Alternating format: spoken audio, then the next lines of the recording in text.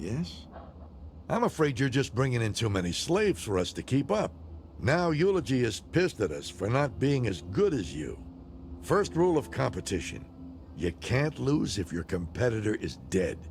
So long, fucker.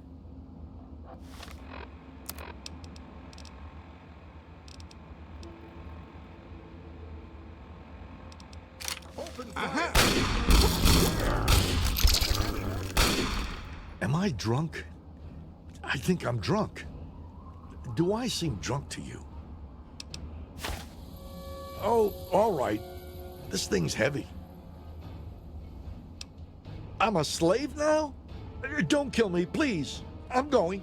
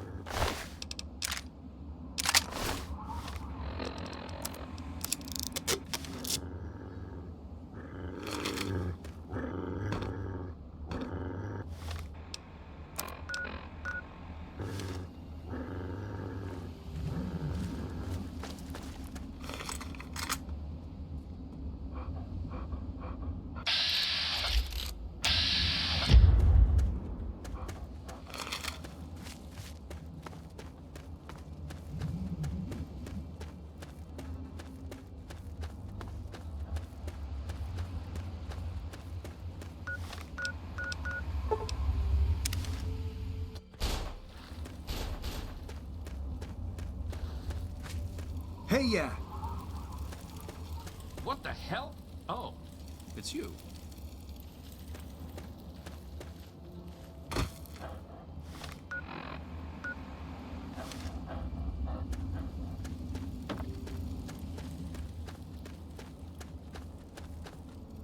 Oh, it's you. Hello. What's the big idea?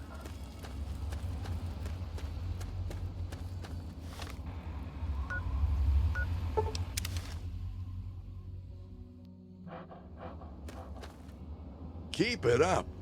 We all make a ton of caps on every slave you send to us. Here's your cut and another collar.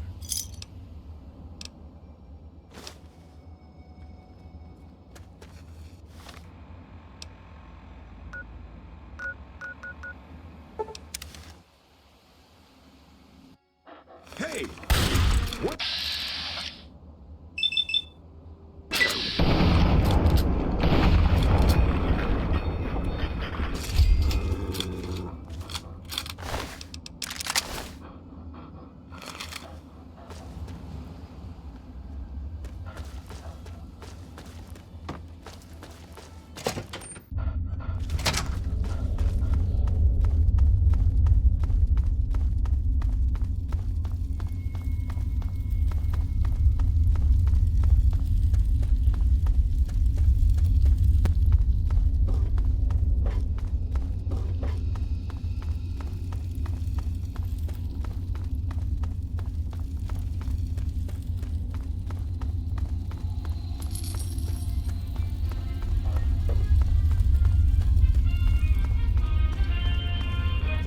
Oh, it's you again.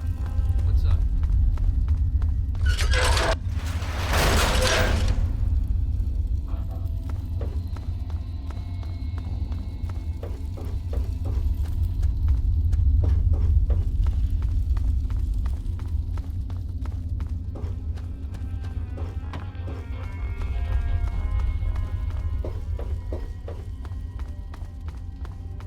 You wish to speak with me?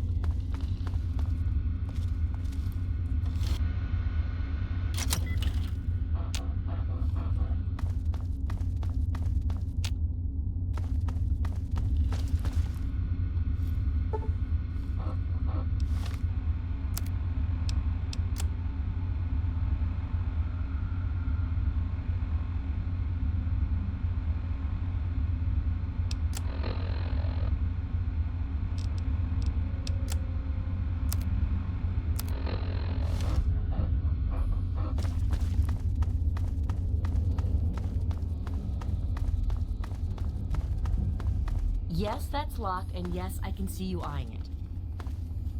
What you need? You wish to speak with me?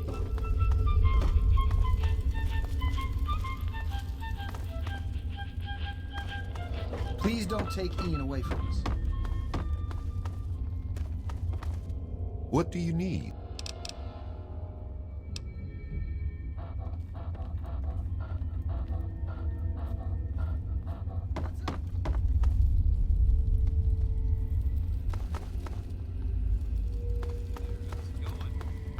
I hate to have Vance angry when he's inducting someone into You the wish family. to speak with me? Vance is calling. You wish to speak? No. Another hand's calling.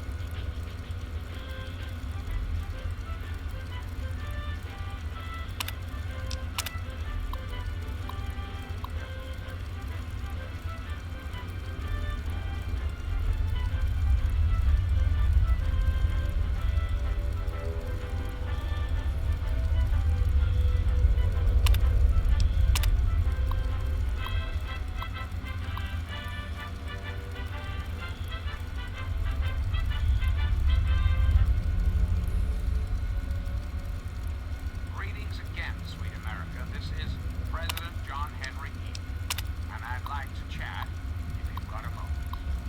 When I was a child, growing up in rural Kentucky, I had the best friend a boy could hope for, my dear old dog, Honey. Oh, the adventures we had. From Knob Creek to Hodgenville we roamed, carefree and courageous, irresponsible, and completely inseparable. Was, for a little boy, the perfect existence. So, let me ask you, America, how many of your children can say the same? How many of this nation's youth are truly happy, truly carefree? Well, we both know the answer, don't we?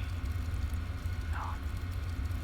America's children live in a terrifying, meaningless existence. There is no hope, no happiness.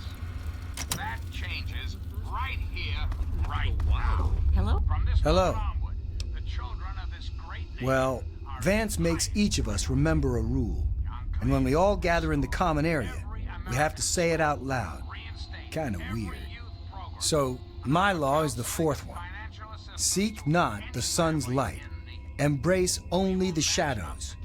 This is our refuge. Again. What you need? Whatever. You'll come see me again when you need something. Well, hey there, sweetie. I was How's wondering if we Trish? could speak a moment. Better, I suppose. Yeah, I think yeah. Vance is finally What is calming it down now? after Carl I'll make apologized this for all as that trouble clear he as caused. possible, Carl. Yeah, Never I bet he was again. taking it out on you. You disobeyed my Not getting laws any once really for a more, while you can will go drive out you of Mercy crazy. for good. Yeah, I've heard this song and dance before. What good is it if we can't really pick those humans? Hello with again. guns? That is not how the family operates, and you know it. Now, do not test my patience on this subject. All right, all right. Don't get your nuts in a twist.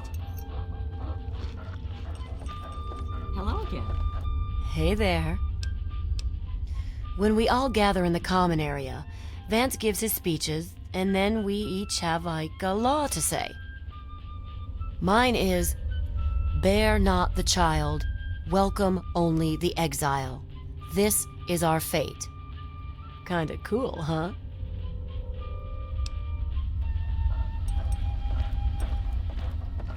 You wish to speak with me? You wish to speak to me? Indeed. Tell me what you've learned from the laws. What do you think we are?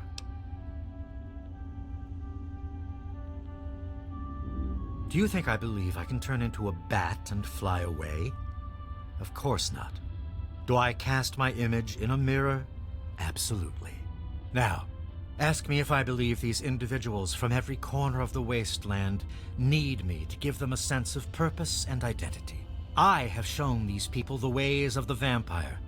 I've provided them shelter, organization, and a sense of belonging.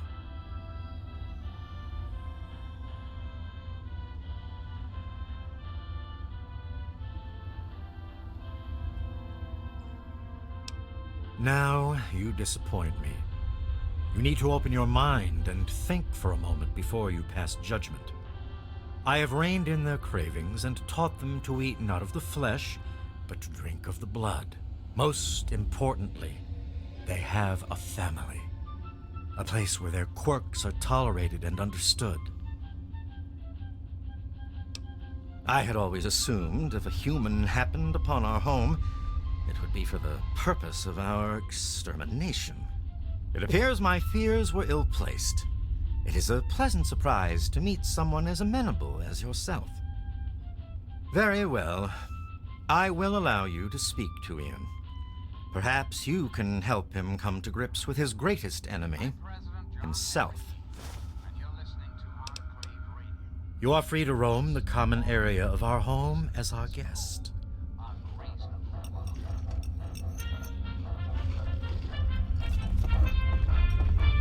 Please don't take Ian away from us.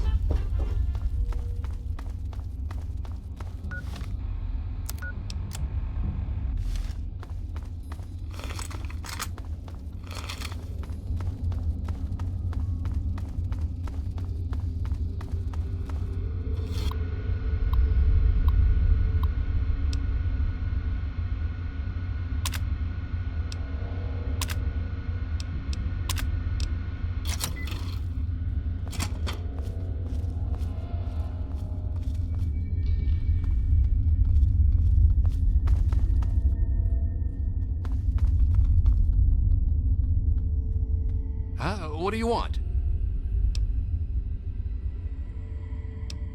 Well, maybe that's because I don't want to be found. Why the heck are you looking for me anyway? You think I don't know that? You think I don't know what I did?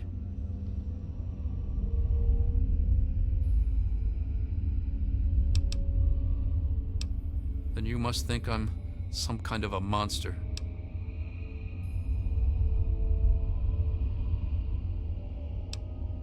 There's something inside me, something completely messed up.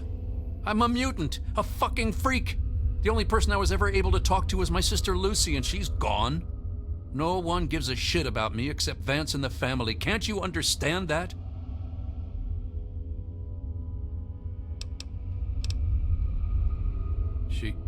She really misses being home, and she's asked about me in here a lot. I think I had it all wrong. I shouldn't have come here.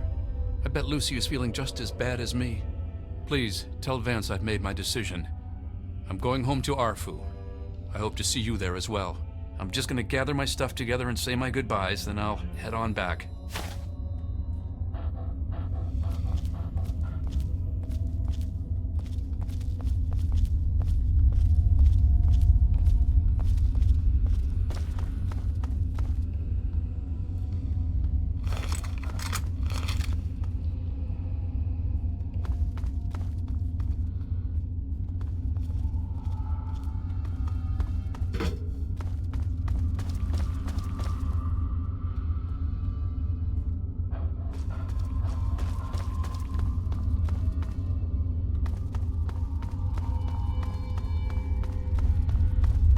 I wanted to thank you one last time for what you've done for me. My brain feels like less of a mess now. I think I may be seeing clearly for the first time in years. Don't worry about me. I've been through a lot, but I think I'm gonna be okay.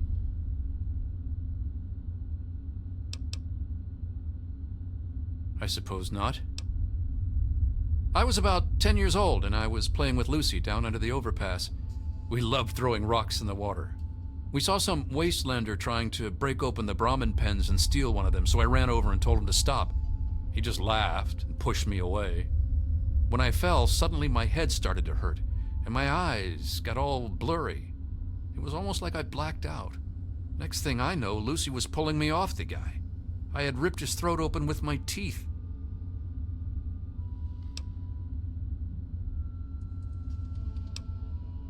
She said I, changed into another person, that I even glared at her and raised my arms like I was going to kill her.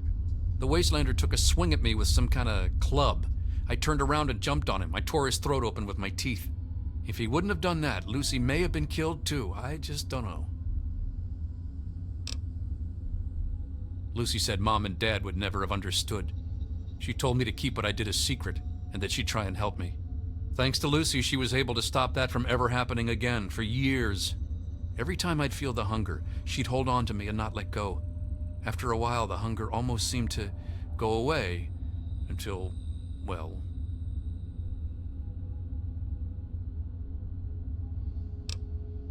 I don't know, I really don't. I mean, I'm not totally dumb. I know they were in stories and all that. But who knows, maybe Vance is right and vampires were just people like us who learned to control their hunger and drink only blood. I mean, vampires are regarded as feared monsters instead of hunted animals like cannibals. Kinda makes sense.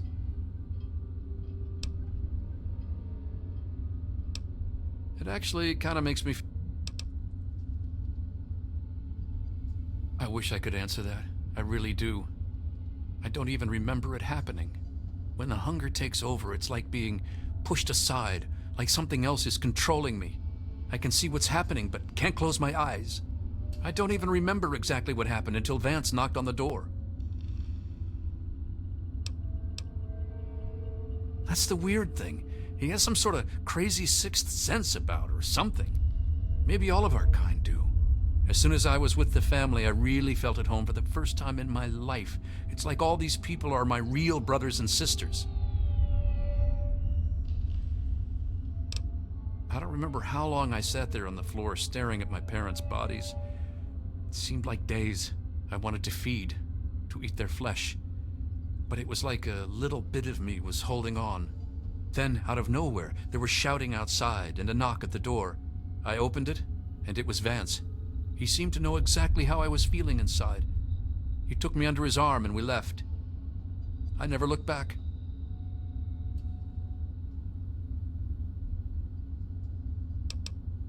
Vance told me later that he was basically covering for me and allowing the family to feed at the same time. Since my parents were already dead, they drank their blood and left the mark on the wall. He didn't want Evan to suspect that I had done it. The irony is they were stalking our town to feed anyway. It's almost like Vance knew this would happen.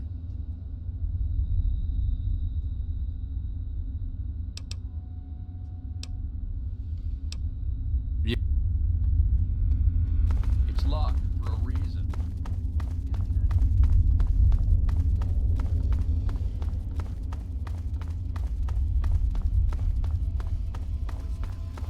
Inspiration quotes. It's the least I Mouth can of do, your Vance. president, Hello. Henry E. You give so much in real... What you need? America will never be destroyed from the outside. If we falter, And how are we doing? I trust your talk with young Ian went well. I am quite interested in learning the results of your discussion. Did he come to a decision?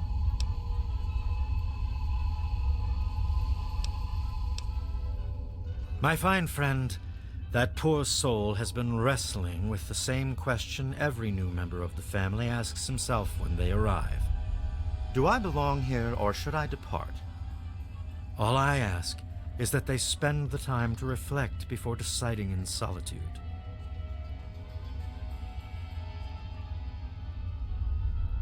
As long as you maintain this level of civility, please proceed.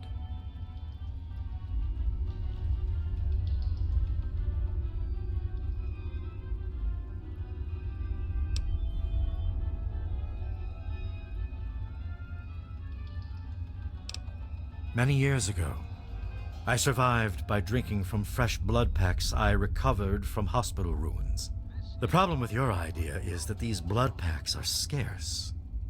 What do you propose?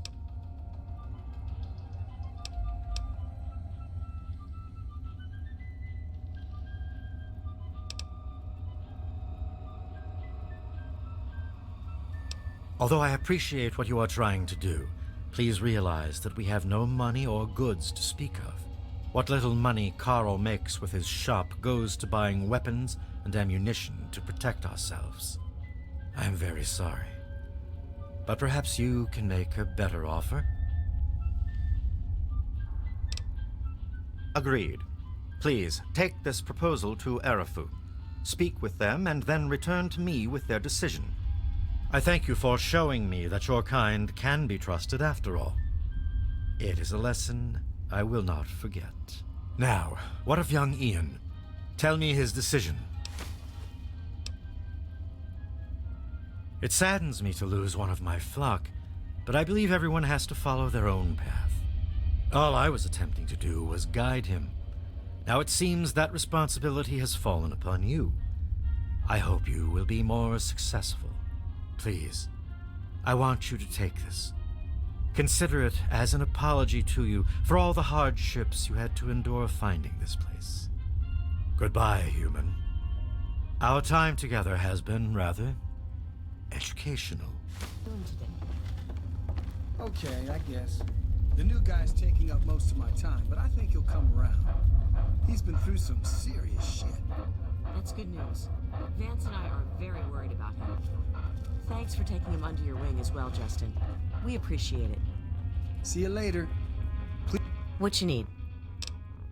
Please don't take Ian away from us. Howdy, handsome.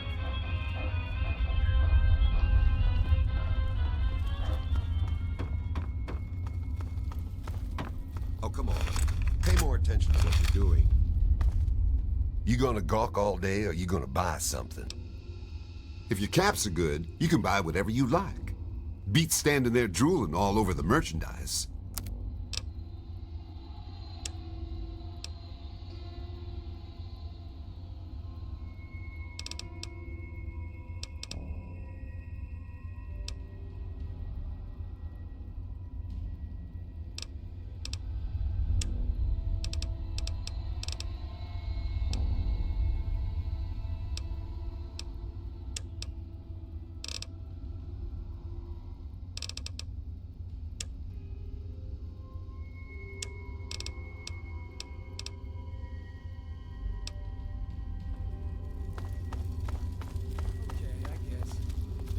Taking up most of my time, but I think he'll come around. He's been through some serious shit. Hey, with Vance teaching him personally, he's bound to figure it all out soon enough. I wouldn't worry about it, really. See you later.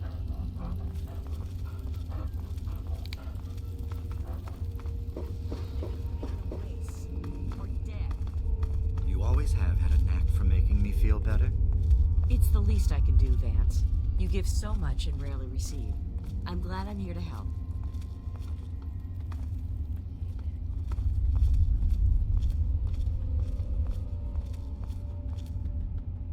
Yes, that's locked, and yet...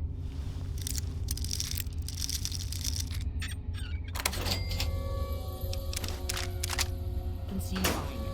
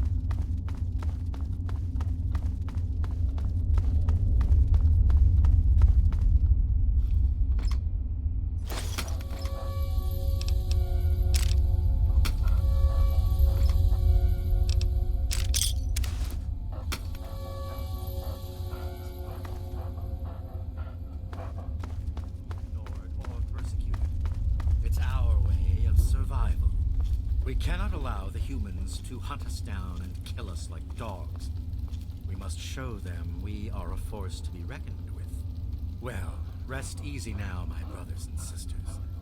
It's time to stop all of the running, all of the hiding, and all of the denying. We will organize, we will prepare, we will teach you to cope with your differences, and we will keep you alive. We are the family, and together we will stand united. Good to see you. And how are we doing? What's up? Crap. Oh, just dandy. I like the new guys. Never had someone so young before in this place. Well, you did Yes, kind of he screw is up. rather handsome. I mean, you didn't need to go However, and do I all think that you may stuff. want to exercise He just a wanted you to little make bit of them restraint. nervous. His situation is rather delicate. You'll come see me again when you Bye-bye. need something. Howdy, handsome. How's life treating you? Look, I'm going to Please give you a don't bit of take friendly Ian away advice. from us. Stop ignoring the rules and making Vance angry. He almost kicked you out of here. Yeah. Your husband is already reading me the riot act. No need to get your panties in a bunch. You have a lot to learn about dealing with people. And how are we doing I'll today? be at my store later. Great, actually. I Catch me finished my there, first round of Common. studies in Van. Yeah? Said that I was doing great. I think I'm finally beginning to get the hang of it. Yep. We're both extremely proud of you. You've come such a long way in a short amount of time. Well, see you around, I guess. Hello again.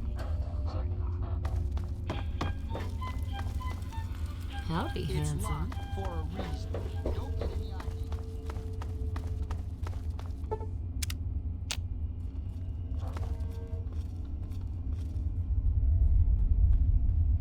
Ah, you've returned.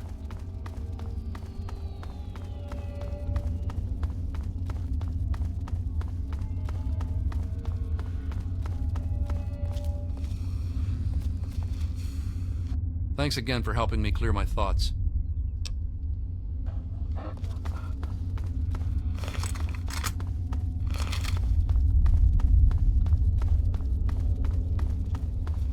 Ah, you've returned.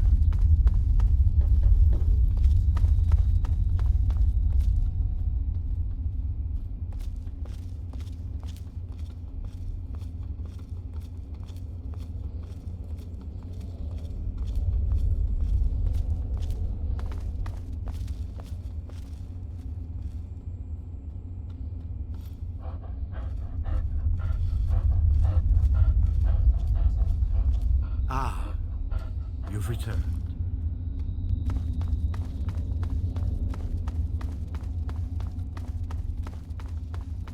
Hey, with Vance teaching him personally, he's bound to figure it all out soon enough. I wouldn't worry about it, really. See you later.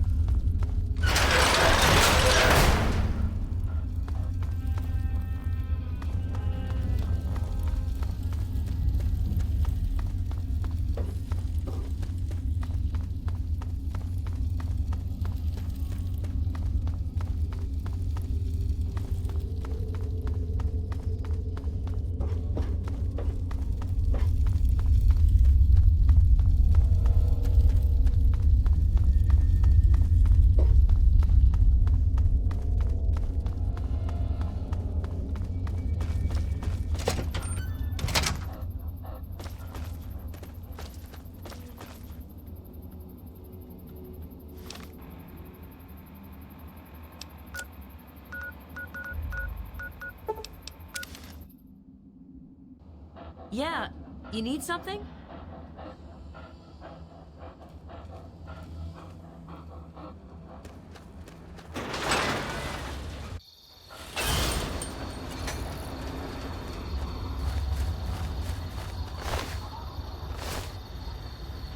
Thirsty partner. Try more.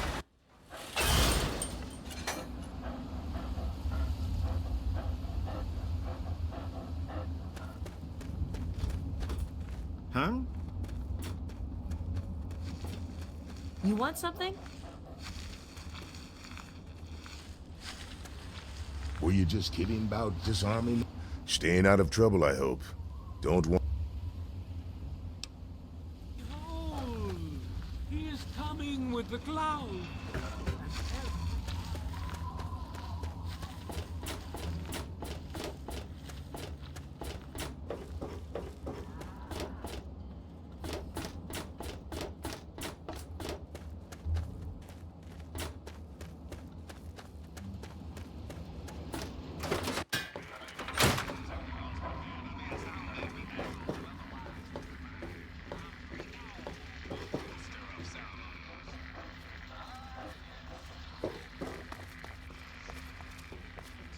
It's locked for a reason.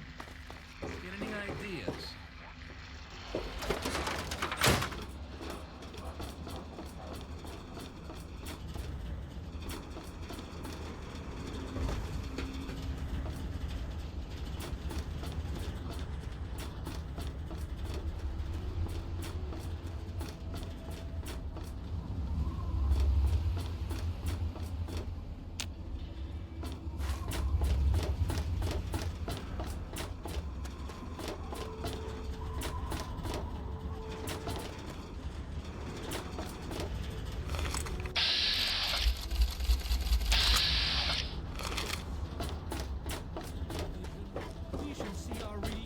The pain and hardships of this world. Yay.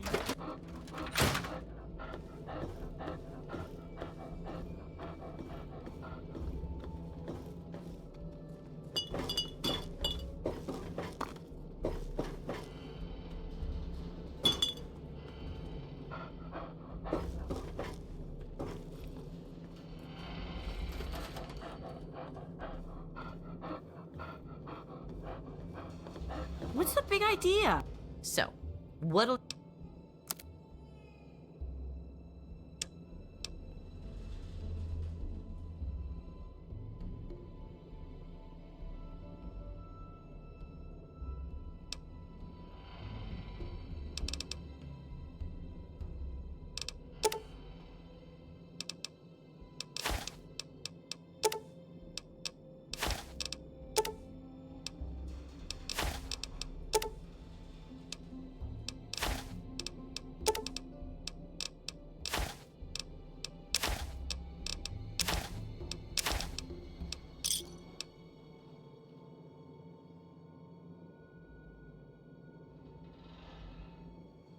Enjoy.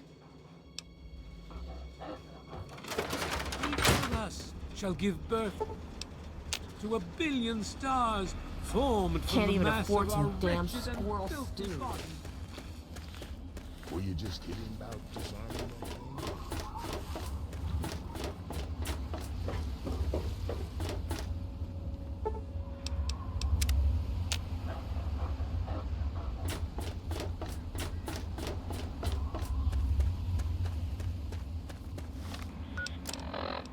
Let's talk about government, shall we? Or more specifically, your government here in America. This better be important. I'm a busy Just man. who is the Enclave? Why, now that's simple. The Enclave is you. The Enclave is your sister, your aunt, your friend, your neighbor. And well, yes, the Enclave is me as well. As your president, it is my responsibility to preside over our great democracy. So, as your president, I am the voice, What do you need? the heart, and soul I... of the Enclave. Well, all right.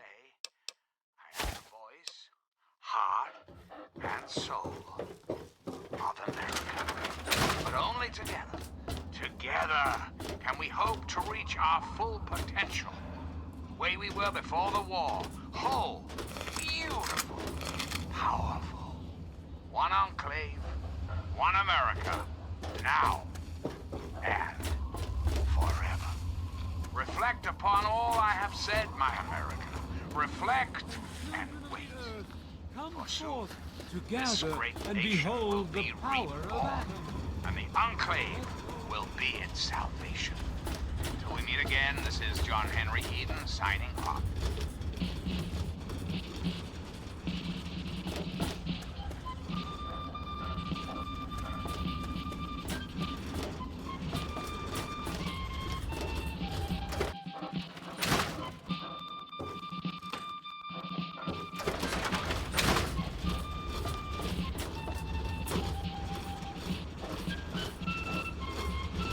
Any word about my brother?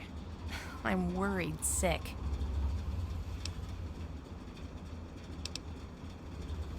Oh, thank you for remembering. I have to admit that I wasn't sure I'd ever see you again. I'm glad I was wrong. Hello again, America. Oh my goodness. What is it? This is President, and I was hoping we could talk. What? Those gangers? I knew if he got mixed up with the wrong crowd, this could happen. Why didn't I do anything to stop him? I don't know what to say. I can't believe this is happening to me. My entire family gone. Please, just go. Don't say anything. Don't look back. Just go. Each state had its own professional baseball. Please tell me you have some good news. I could use it. Cloudless day. The sun is warm, welcoming. And on the horizon, they appear like knights of yore, armed with bats of ash and hickory. Their name, the Capitol Congressmen. Their purpose, to make you, dear America, revel in the joys of sport and sunshine, if only for an afternoon. Now, ask yourself this. What if the Capitol Congressmen could live again?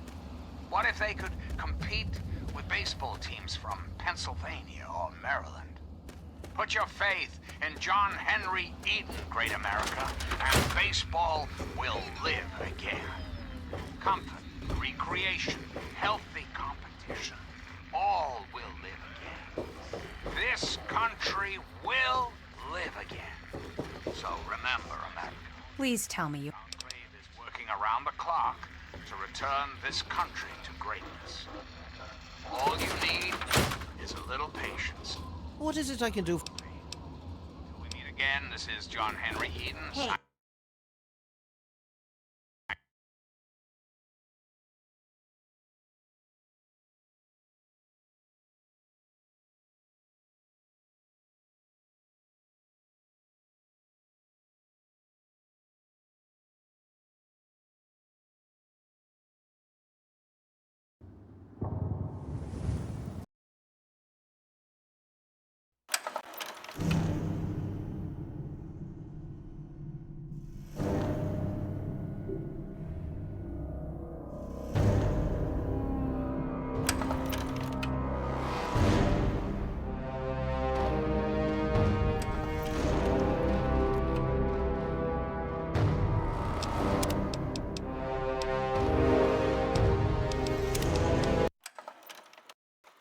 Need is a little patience, a little faith.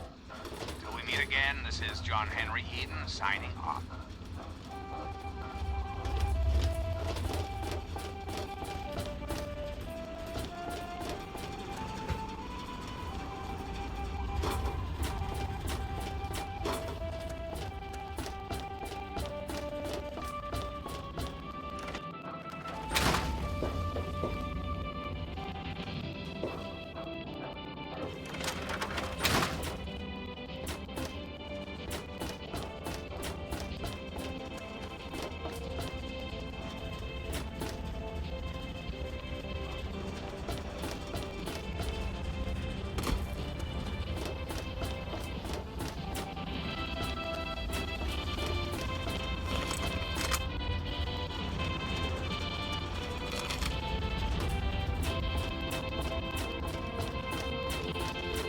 Say what's on your mind, then get out of my face.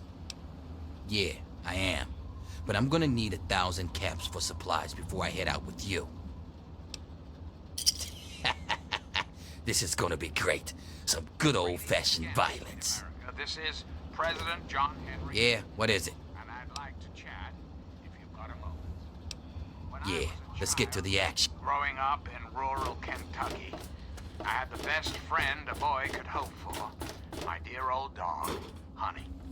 Oh, the adventures we had. From Knob Creek to Hagenville we roamed, carefree and courageous, irresponsible, and completely inseparable. It was, for a little boy, the perfect existence. So, let me ask you, America, how many of your children can say the same? How many of this nation's youth are truly happy? Truly Oh. carefree? Well, we both know the answer, don't we? None. America's children live in a terrifying, meaningless existence. There is no hope, no happiness. That changes right here, right now. From this moment onward, the children of this great nation are its highest priority. The Enclave will restore every American school, reinstate every youth program, and offer counseling and financial assistance to any family in need. We will match up the destitute, orphan children of the capital wasteland with qualified, eligible adults. We will rebuild the American family as it was meant to be. Good hunting. Of our past shall be the foundation of our future. So remember, America, the Enclave is working around the clock to return this country to greatness. All you need is a little patience, a little faith. Until we meet again, this is President Eden signing off.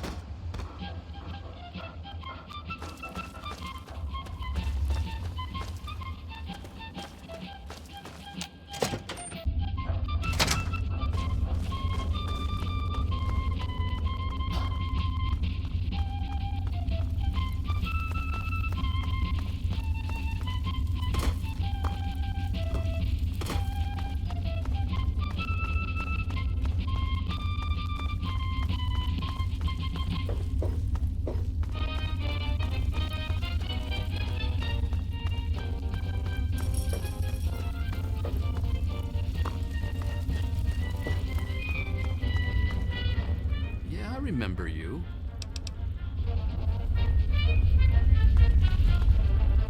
That's secure for a reason.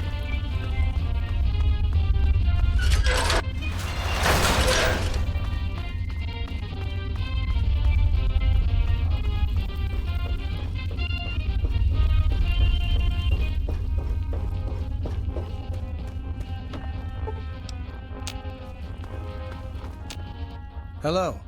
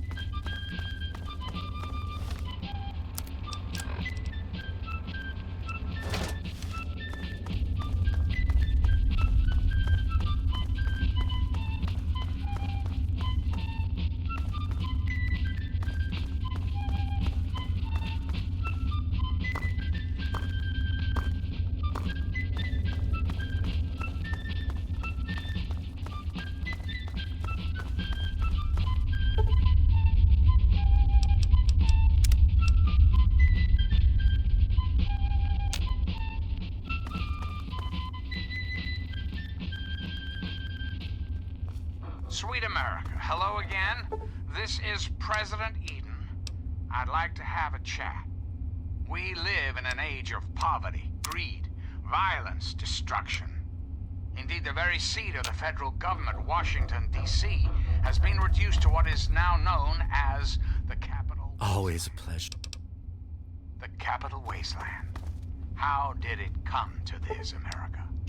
How did your leaders allow the most powerful nation on Earth to die? The answer is really quite simple. Incompetence. Incompetence at the highest echelons of power. Hey!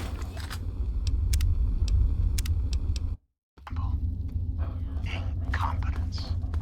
Incompetence at the highest echelons of power.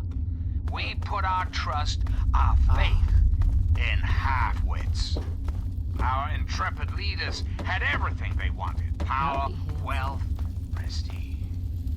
And it made them lazy, America. Oh, yes, and laziness breeds stupidity. Rest assured, I will not make the mistakes of my predecessors. When John Henry Eden builds a country, he builds it to last. The American way. Don't you, my darling America, deserve that? Don't you deserve a future free of war, and fear, and terrible uncertainty? Of course you do. Hey there, cutie. As President of the United States, you have my solemn pledge. Oh, hey there. Hello again.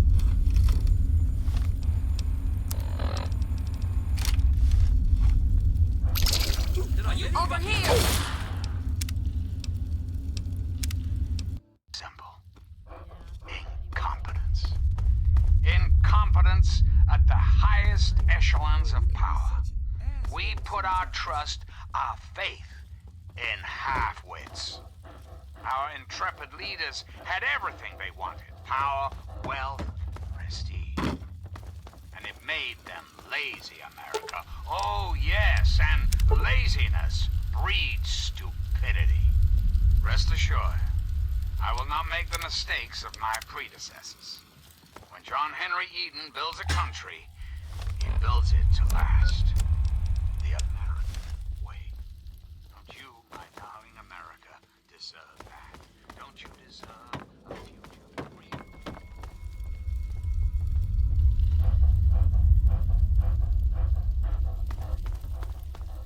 Hey, I found it. Damn it. Never mind. It wasn't anything.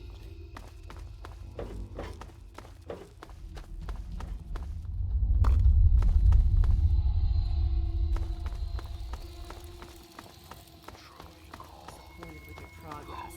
I knew he So wasn't. remember, America. Well, see you around, I claim guess.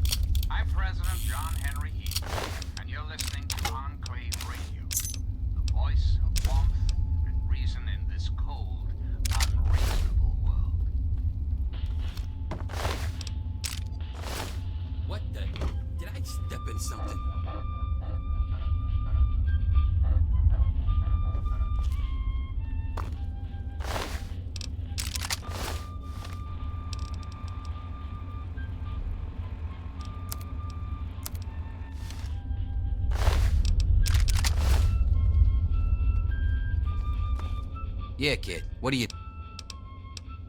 Sure. Give me whatever you got.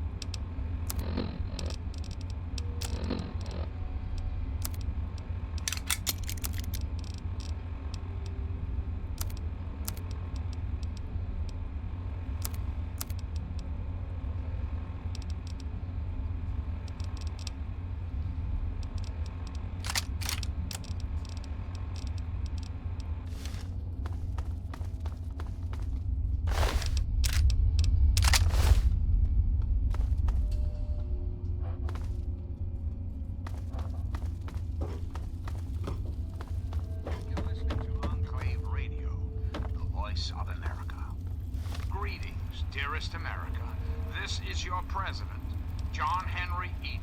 Let's chat, shall we? Let's talk about government, shall we?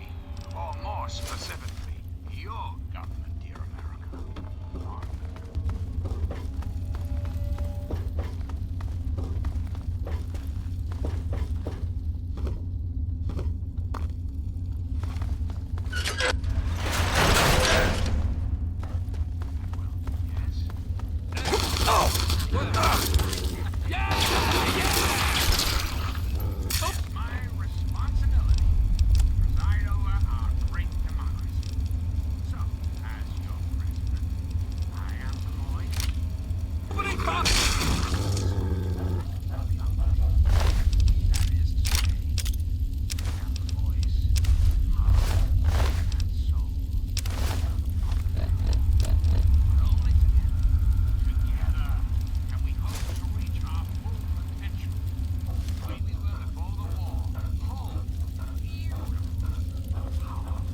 Yeah, what is it?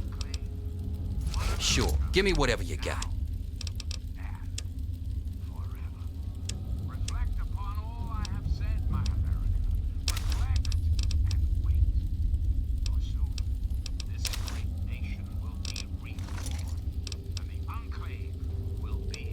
Yeah, let's get to the action.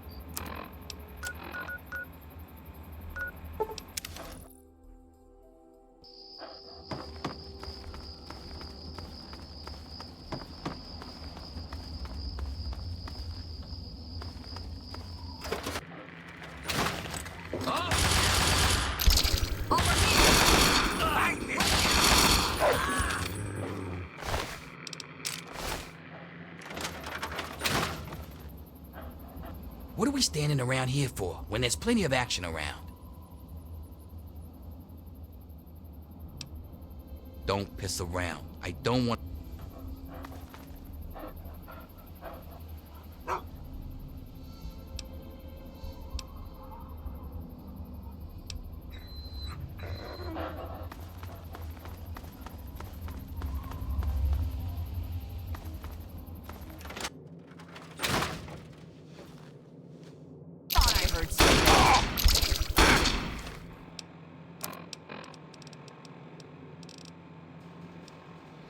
Open fire!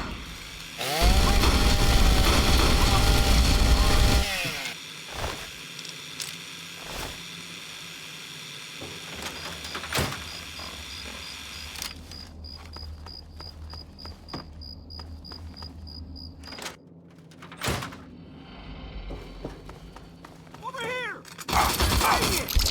Hey! Where?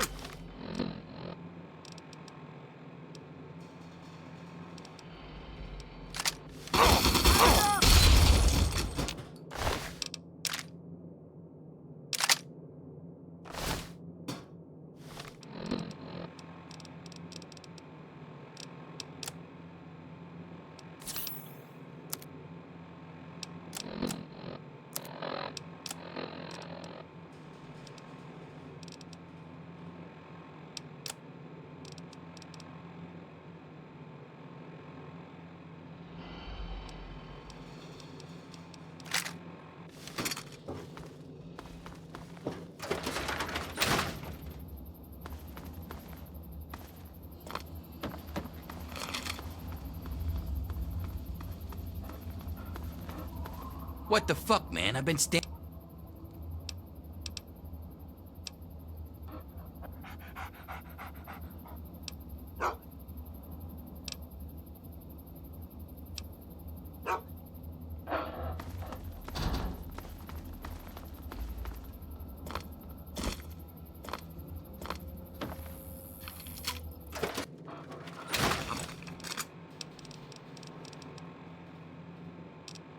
Gonna fuck your shit!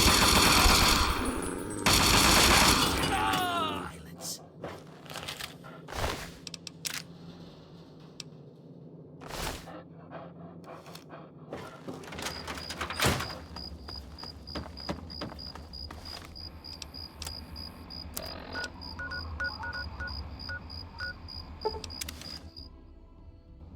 Huh?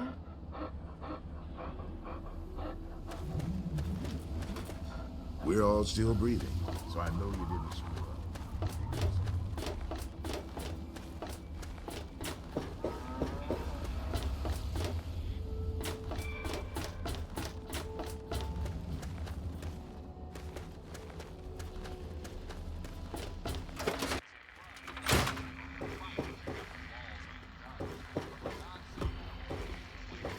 Hello? Don't look at me like that. It's locked for a reason. Get any idea?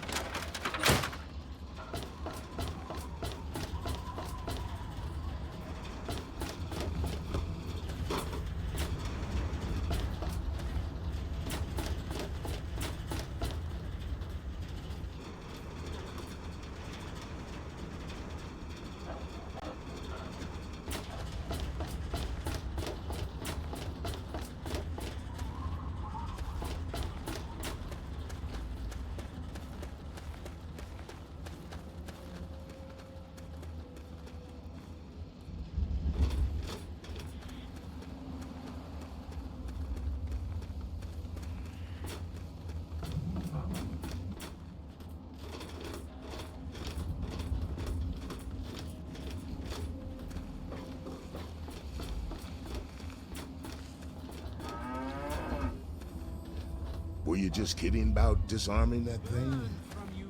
Hey, what can I get you?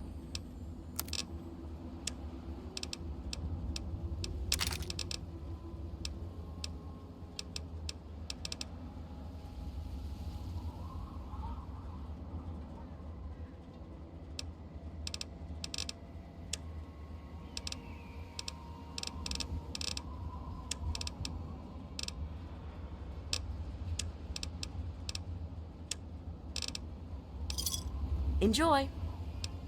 The fire of his...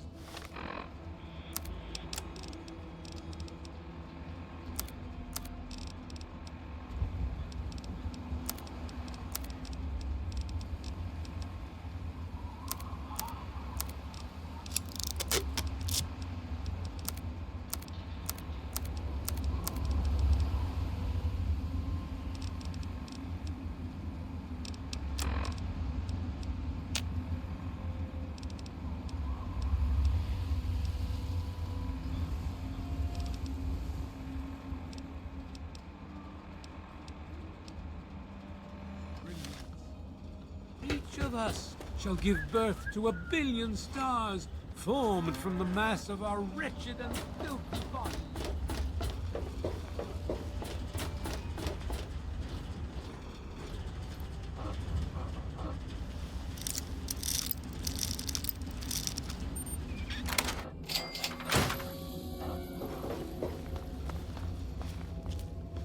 Keep moving. What do you need? See y'all later.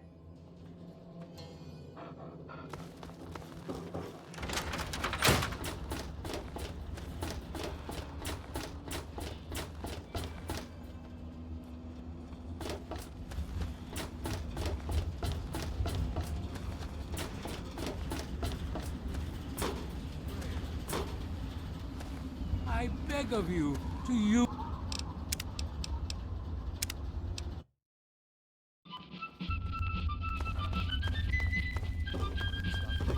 Goddamn animal. Who reckons?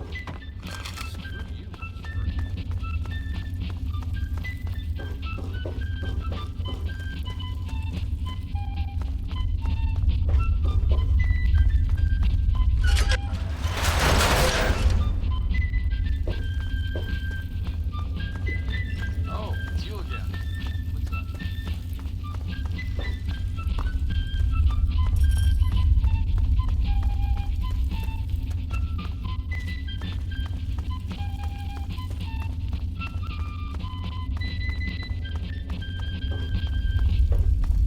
Sweet America, hello again. This is President Eden. I'd like to have a chat. We live in an age of poverty, greed, violence, destruction. Indeed, the very seat of the federal government, Washington, D.C., has been reduced to what is now known as the Capital Wasteland. The Capital Wasteland. How did it come to this, America? There he is! Your leaders allow the most powerful nation on earth to die. I know. I talked to Ian, and he told me everything you did. I don't know how you did it, but goddamn am I glad you walked up that ramp and lent us a hand. Thanks again, kid. Consider yourself welcome back here any time you're in this part of the wastes. Intrepid leaders had everything they wanted. Power, wealth, prestige. And it made them lazy. I've been saving up stuff for emergencies, in case things with Arafu got tremendously bad. You're welcome to some of it if you like. I will not make the mistakes of my predecessors. So, John Henry Eden built interesting. It seems they wish to enter into some kind of agreement. I guess it's better than pointing my gun down that ramp all day and hiding inside at night. Let Vance know he's got a deal. We'll do it. I'll speak to the others. I'm sure they'll agree with me.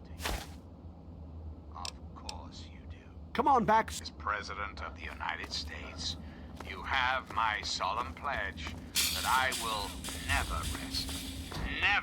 rest, until we have what we deserve. A place. Thanks for setting me straight on everything. It's weird living in my parents' old house with them gone, but I'll make the best of it. Everyone around here is being nice to me despite what happened, so I guess it all turned out well.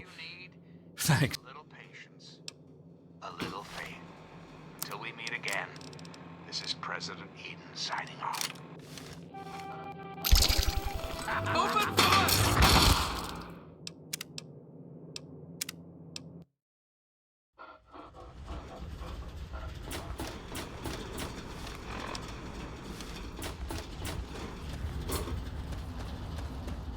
I urge you, my friends, come, drink with Hello?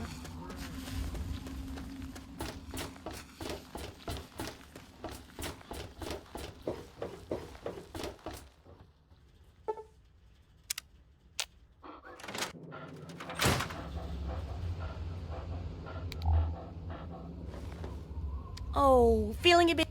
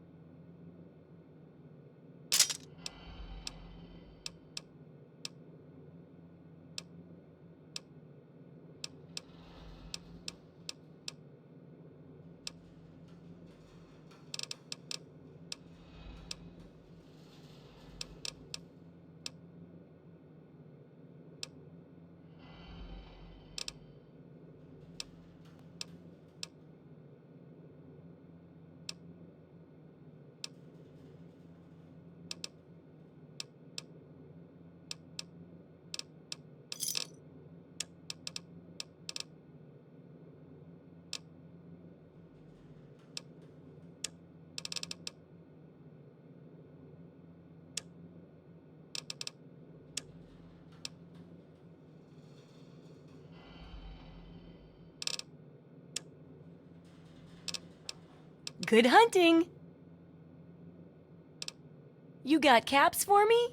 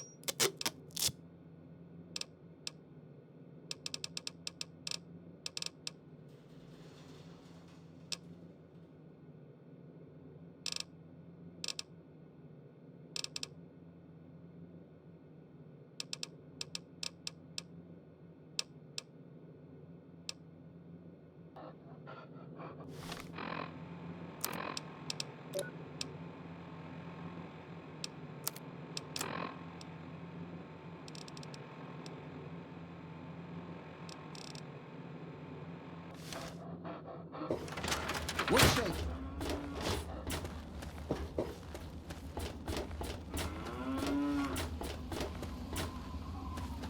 With the clouds, and every eye shall be blind with his glory. Every ear shall be stricken deaf. To hear the thunder of his voice. Let the men... It is so... What is it? What is it? Behold! He is coming with the clouds, and every eye shall be blind with his glory. I'll be damned. And all without asking for pay, too.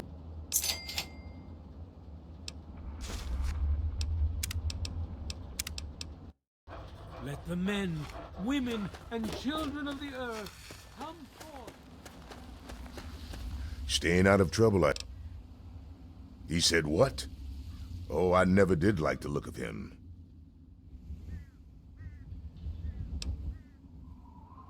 Good point.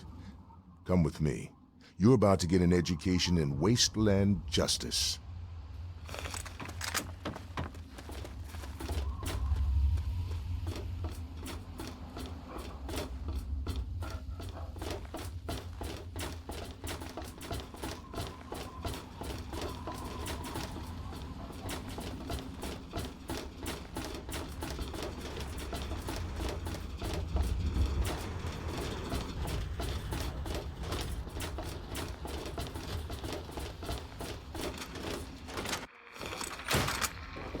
You there, Burke.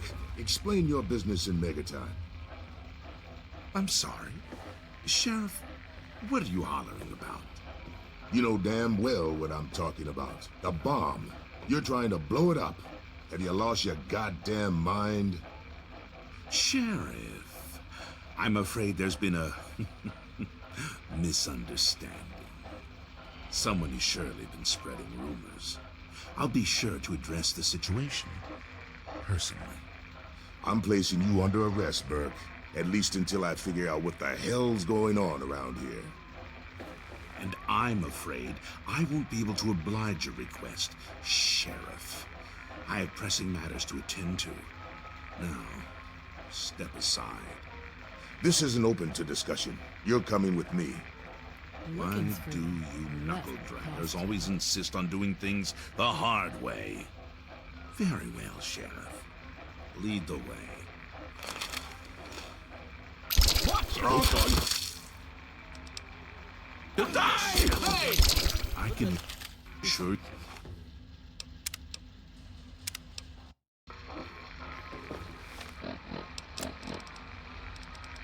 You there, Burke. Explain your business in Megaton. I'm sorry. Sheriff, what are you hollering about? You know damn well what I'm talking about. The bomb.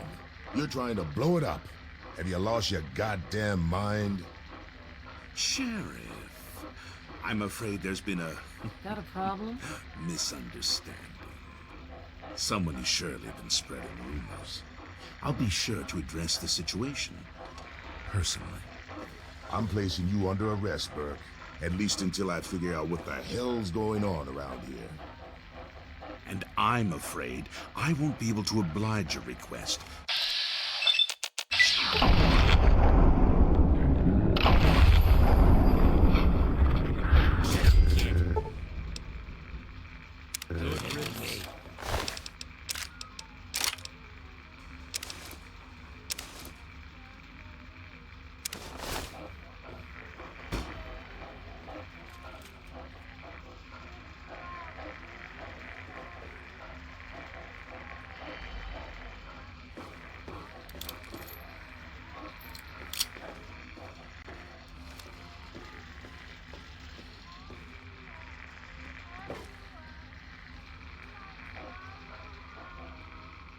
Oh, man.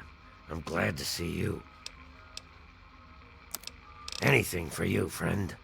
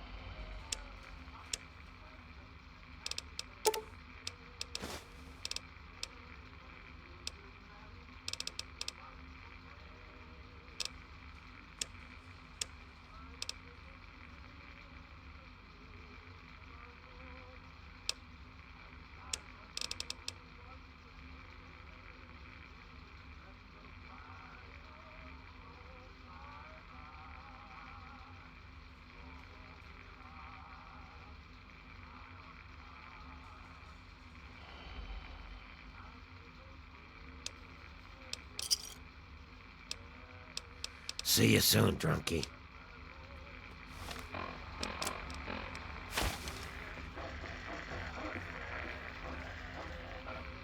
Hey,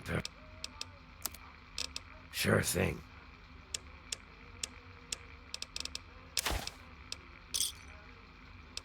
See you soon, drunkie. That's cute.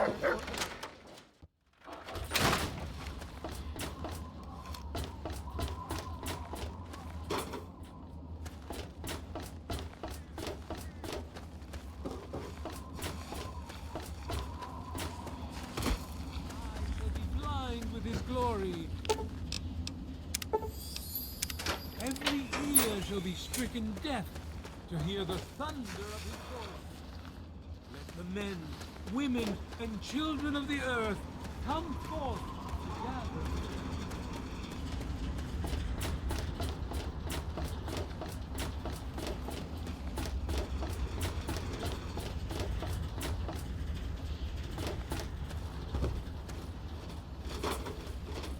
I'll be damned. You did it, didn't you? You disarmed that thing. And all without asking for pay, too. Hell, why don't you move in? Here's the key and the deed to an empty house. Consider yourself a Megaton citizen. Oh, and talk with Moira at Craterside Supply. She's got random odds and ends you might be able to spruce the place up with.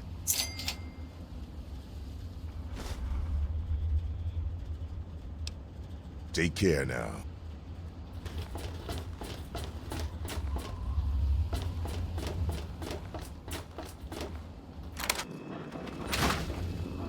Allow me to introduce myself. I am Wadsworth, your personal robotic butler. I am here to look after your needs and to keep you happy and entertained. What can I do for you?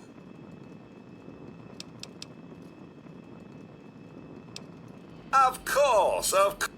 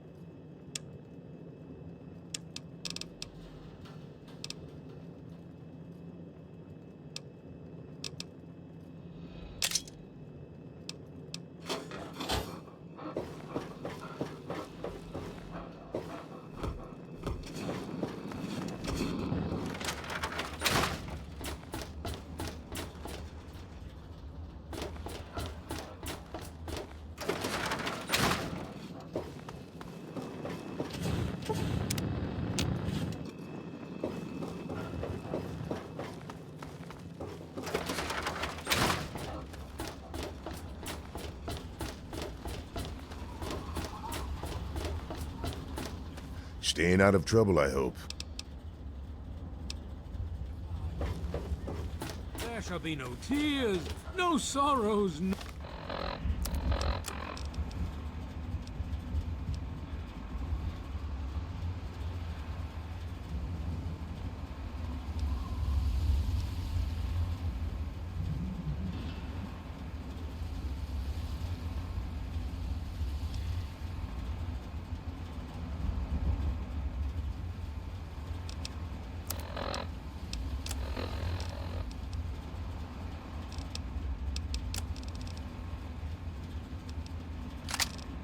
no suffering, for in the division we shall see our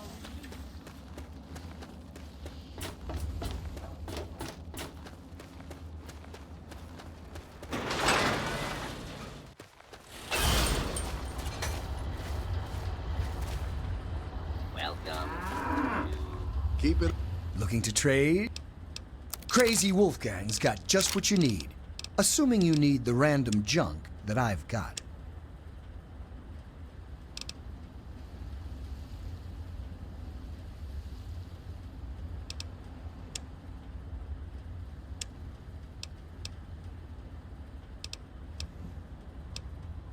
On the level, and everything will be fine. Please, do you have any water?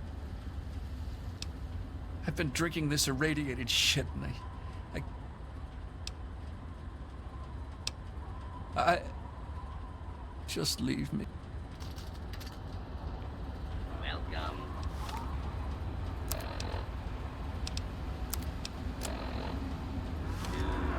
Megaton. Friendliest town around.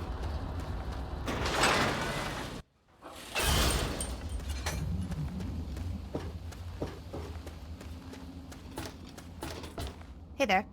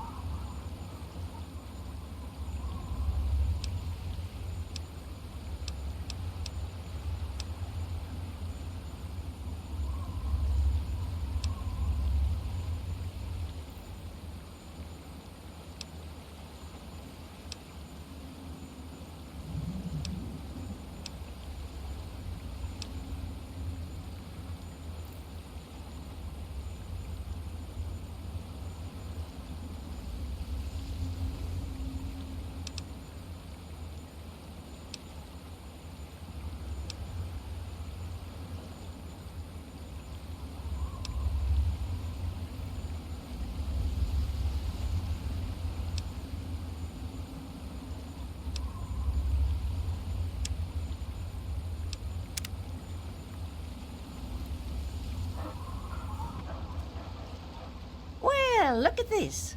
We got us a wanderer all the way out here in Wilm's Wharf.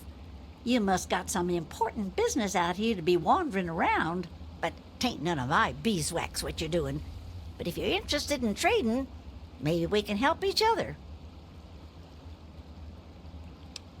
My boys are hunting lurks. Finest meat you could get, but he don't move around in your stomach like mole rat does. Right dangerous, those things. Just as soon take your head off as look at you. Watch yourself out here. They're all over.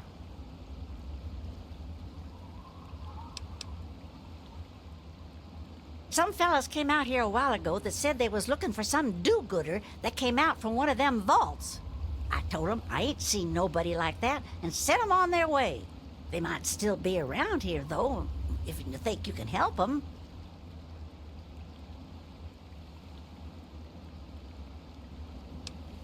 We always need bullets. Takes damn near 100 of them to kill a Gwai.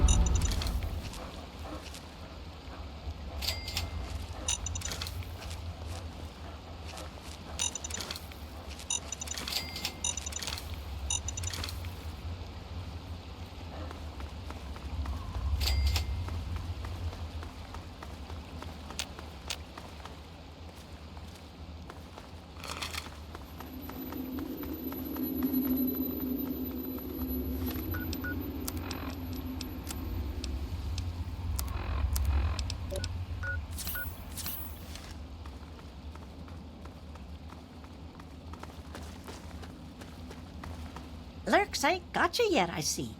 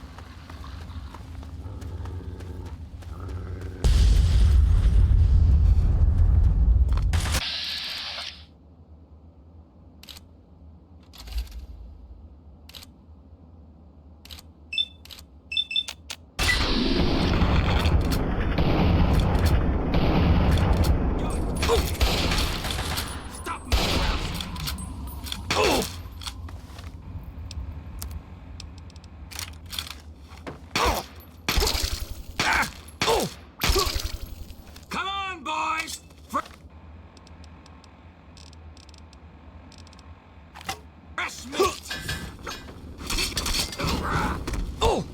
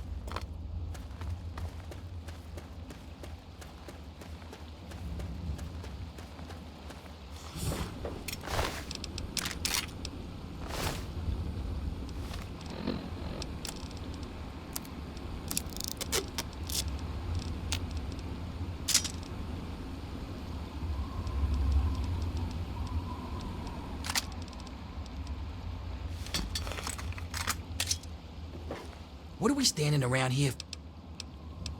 Sure, give me whatever you got.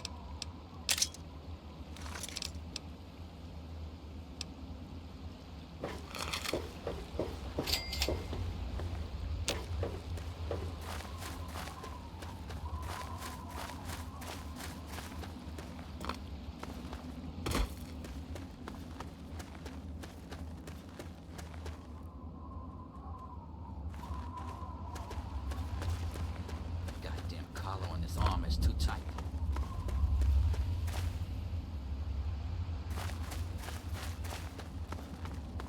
The Brotherhood is at your service. Name's Paladin Bale. What do you need, civilian? I can see you're trying to appeal to my good nature. Pity for you I don't have one. I'll give you this one for free. We use our big guns to kill big super mutants, so people like you can sleep at night. Of course. But you'd have to secure the permission of Elder Lyons and, well, I just don't see that happening. So move along. You're standing in front of the Citadel, headquarters to the Brotherhood of Steel, Capital Wasteland Detachment. Negative. No super mutants, civilians, or traveling salesmen allowed. Which are you? Yeah, the city ruins are crawling with them. They've pretty much overrun all of old DC. Do yourself and us a favor and stay as far away from there as humanly possible. Definitely no place for civilians.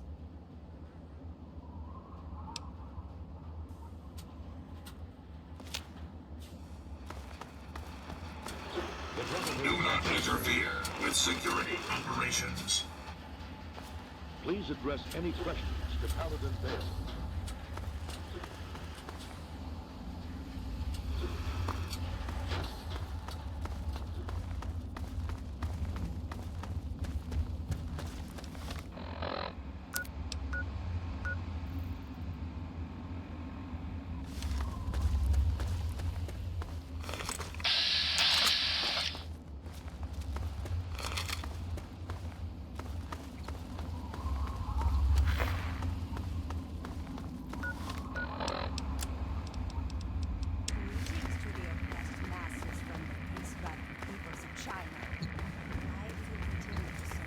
Nothing to see here, outsider. The gang of Wall Street fat cats and their Washington warmonger puppets plunge the world into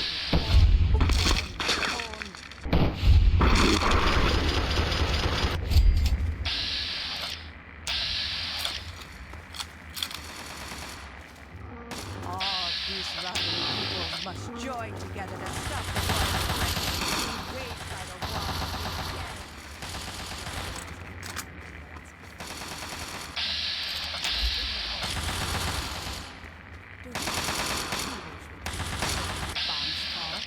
You will die while the Wall Street Gang live like kings.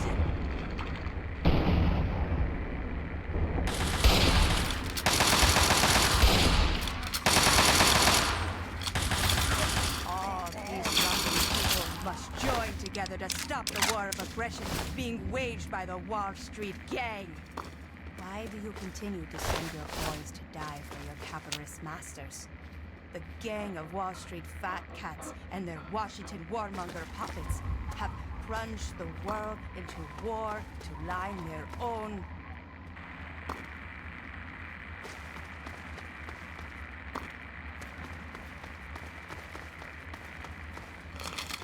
All peace-loving peoples must join together to stop the war of aggression being waged by the Wall Street Gang.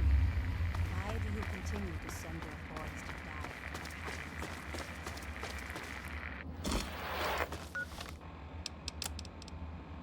You're listening to Enclave Radio. I'm John Henry Eden, President of the Enclave, President of America, President of your heart.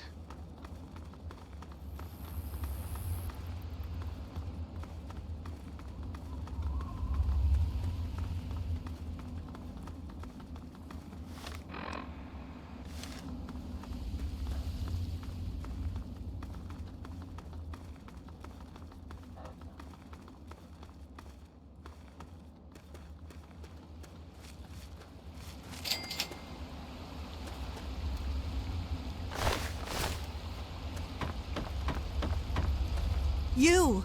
Are you going to Point Lookout? I need your help. My daughter stowed away on the Duchess Gambit a few weeks ago, and I've been worried sick ever since. I haven't heard anything from her, but if you're going there, could you look for her? Please, I'll do anything to help. Oh, bless you. Her name is Nadine, and she left a couple of weeks ago. Said she wanted to see the world. Silly little thing that she is. That Tobar said he dropped her off at Point Lookout, but who knows what's happened to her since then. I don't know if you can convince my little Nadine to come back, but just give her this note from me, would you? Only that it's where Tobar gets those punga fruits he sells off. Must be making a good profit off of them, too. I hear rumors the place is full of swamps and killer plants, but I don't know about all that. She's about your age, and when she left, her hair was dyed bright orange. You shouldn't have any problem recognizing her. She told me she wanted to go find her fortune, but I thought it was too dangerous. I should have known better than to say that. Moment I told her she couldn't go, it was just a matter of time before she ran off. Please. Capital Congressman. Their purpose? To make you, dear America, revel in the joys of sport. Welcome, my friend. I am Tobar the Ferryman, and this fine vessel is the Duchess Gambit. We're just back from Point Lookout, but it won't be long before we set off again. Interested? Ah, but he's not here, now is he? And besides, I'm no stranger. I'm Tobar the Ferryman, at your service. Down south, this side of the bay, there's a soggy strand of beach called Point Lookout. Oh, it's got it all! Ruins of ancient pleasure towns, mysterious swamps bristling with treasure, and all practically untouched by outsiders. But if you're curious, I could offer you a ride over to that faraway land. For a nominal fee, of course. And sorry, but I don't do group trips. If you want to see Point Lookout, you'll have to leave your friend here. You should have seen her back in her heyday. Why, we traveled up and down the coast from the Commonwealth to the Broken Banks. Good times, but these days she's not fit to take out to the coast. Too many spouts ready to drown her and too many critters looking for lunch. But the Point Lookout run is good enough for now. We've got a sweet deal ferrying cargo and the occasional traveler. Down south, this side of the bay, there's a soggy strand of beach called Point Lookout. Oh, it's got it all. Ruins of ancient pleasure towns, mysterious swamps bristling with treasure, and all practically untouched by outsiders. But if you're curious, I could offer you a ride over to that faraway land. For a nominal fee, of course. Down... Ah, Nadine. Sprightly little tomboy with more curiosity than common sense, that one. Caused so much trouble on the trip that I probably would have thrown her overboard if she hadn't reminded me of myself at her age. I haven't seen her since we hit land at Point Lookout, but knowing her, I'll bet she's gotten herself in plenty of trouble.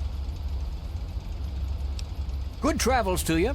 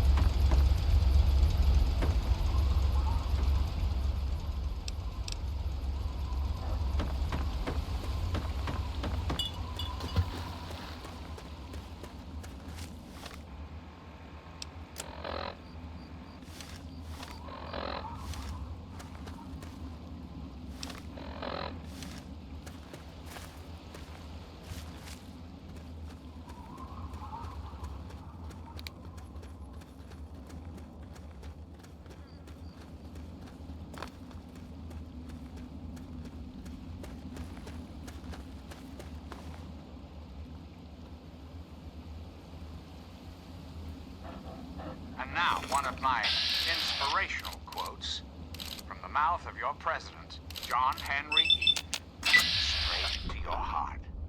Courage and perseverance are a magical talisman, for which difficulties disappear and obstacles vanish into the air. This is President Eaton. You're listening to Enclave Radio, the voice of America. Hello, my beautiful America. This is President Eaton. It's time we had a talk. It's time we discuss something rather important. The issue at hand is, well, my presidency. The question has been raised, I know, as to just how I came to be elected to this most illustrious office. Or whether or not I had been elected at all. To that, I must answer, of course. Of course, I was elected. Sweet America. Of course. Isn't the right to vote the very foundation of a democracy?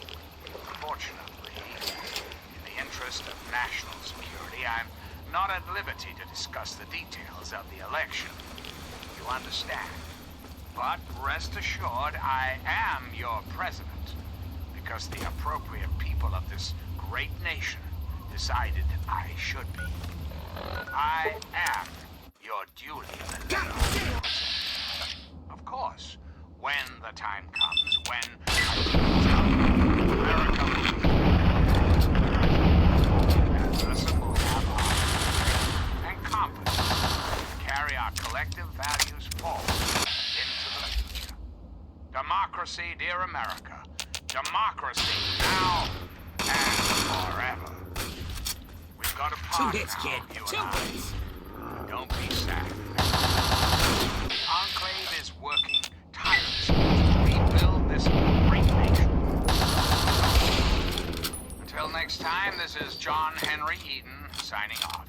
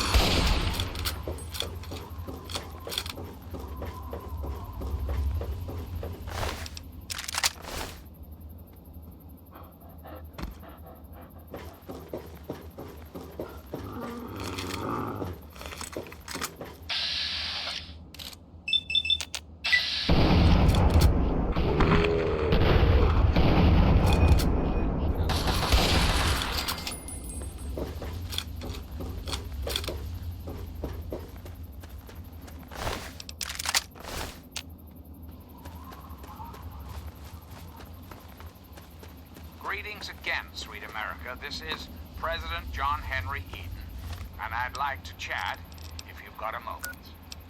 Let's talk about government, shall we? Or more specifically, your government, dear America. The Enclave. Just who is the Enclave? Why, now, that's simple. The Enclave is you, America. The Enclave is your sister, your aunt, your friend, your neighbor. Well, yes, the Enclave is me as well. As your president, it is my responsibility to preside over our great democracy. So, as your president, I am the voice and soul of the Enclave. That is to say,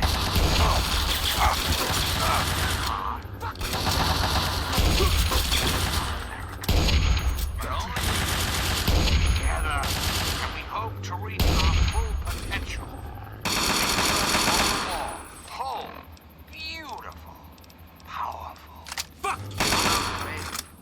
One America, now and forever. Now, my America, we must part. Restoring the greatest country in the world to its former glory. Next time, even for the Enclave. Until we meet again, this is your president, John Henry Eden, signing off.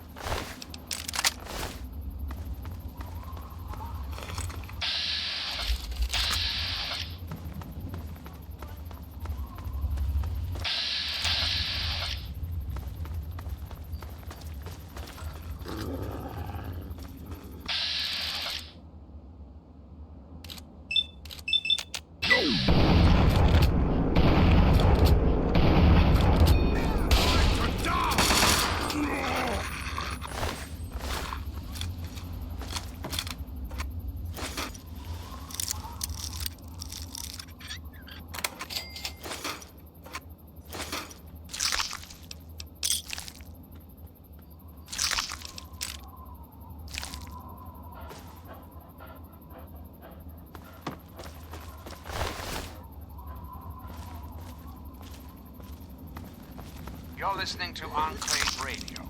I'm John Henry Eden, President of the Enclave, President of America, President of your heart.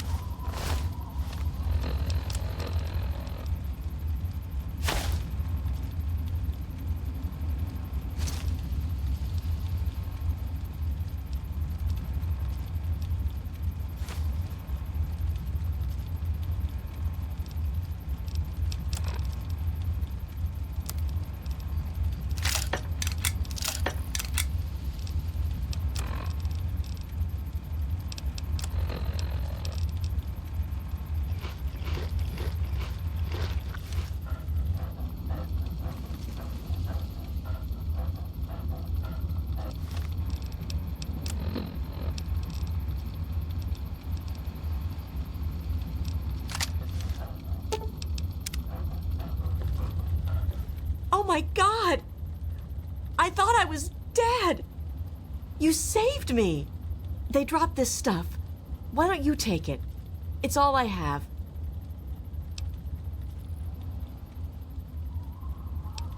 You're right, I'll try to make it on my own. If I'm careful, I should be okay.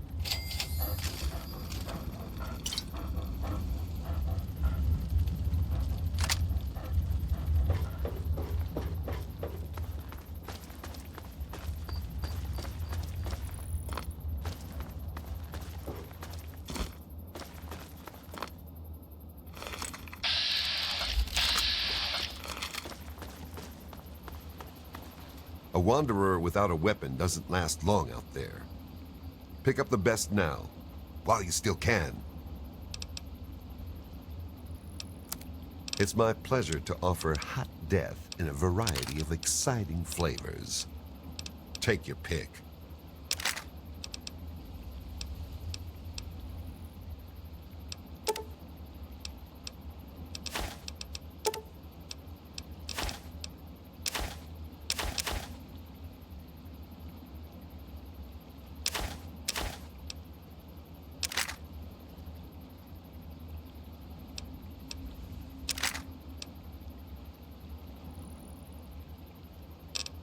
Hello again, America the Magnificent. This is President Eden, and I was hoping we could talk. Did you know there are those amongst us who would shatter our hopes for peace, order, and security? These Another satisfied customer. don't care about you. They don't care about America. All they care about I'm just here is to protect the fulfilling merchandise. their own selfish desires. Let's take a tally of these agitators, shall we? There are, of course, the raiders, those anarchistic ruffians who roam the wastes, preying on any and all, stealing, murdering. The so-called Brotherhood of Steel. Don't be fooled by their pseudo-knightly nonsense or supposed connections to the United States Army. These power-armored Boy Scouts are nothing more than common criminals with access to some antiquated technology. Welcome to Rivet City. Please wait while the bridge extends. Claim this country's most important military installation at the Pentagon as their own personal clubhouse. And don't be fooled, America. Those who have left the Brotherhood, branded outcasts, are just as dangerous, even more so. Hold it right there. State your business in Rivet City. And who might your father be? If he lives on this boat, I know him. Oh yeah? And I'm a fairy princess. You keep up this smart-ass attitude, and you're gonna wind up floating face down in the river. All right. You can go on in. If I hear about any trouble, you're gonna wind up in the river. You get me? Order and prosperity to this great nation. Yes? I'm on duty. Make it quick. Don't you believe the rumors? His ghost is certainly not haunting the bow of this ship. Now, if you'll excuse me, I have work to do. This great nation will be reborn, and the I suppose. will be its salvation. At the stern. That's the west end to you. Signing off. Hangar deck right in the middle of the ship. Can't miss it. But it's closed now. Check back in the morning. It opens pretty early. Dr. Preston is in the upper deck 4 section. That's the top interior floor in the southwest end.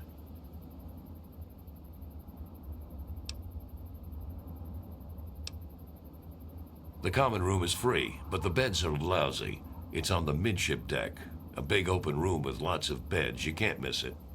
If you want to sleep well rested, rent a room from Vera Weatherly. She's on the upper deck.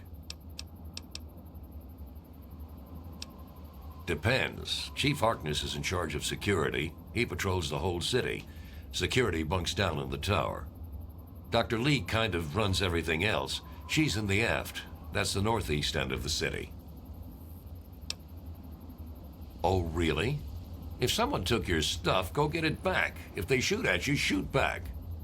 Otherwise, I've got to see it for myself before I'm going to do anything. She's some sort of genius, you know, one of those egghead scientist types. Her lab is in the stern end of the ship. We live in an age of poverty, greed, violence, destruction. Indeed, the very seat of the federal government, Washington, D.C., has been reduced to what is now known as the Capital Wasteland. The Capital Wasteland. How did it come to this, America? Yes? How did your leaders allow the most powerful nation on earth to die? The answer is really quite simple. Don't know you, don't care. Keep it short. I'm short on time, and your 5 minutes are up. See ya. Our trust, our faith in half-wits. What's your beef? Our intrepid leaders had everything. You mean Genius Boy? Yeah, I've heard of him. Supposedly built Rivet City. They probably think he invented bread, too. Idiots. Lately, he's even been blamed for the noises in the broken ship bow. Anyone with half a brain would know that's just the Mirelurks. John Henry Eden builds a country. He builds it to last. Try the Muddy Rudder. They don't ask too many questions down on the lower deck. Let's have a look at it. A future free of war and fear and terrible uncertainty. Of course. President of the United States. You must be new. I'm Seagrave. If you've got anything you want to unload, stop by my shop, Rivet City Supply. Yep, I'll take it all. One man's junk is another man's treasure. The Weatherly Hotel is... The shop's closed. Want to do some buff out? Who are you? Got any psycho? I could really use a fix, but I'm broke. I run the chem shop, but I'm broke and can't buy chems.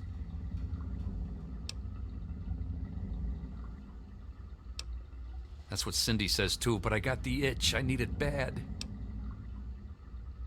It's a place to live, safe from raiders and super mutants. With Dr. Lee on our side, maybe we can even begin to rebuild the world. Yeah.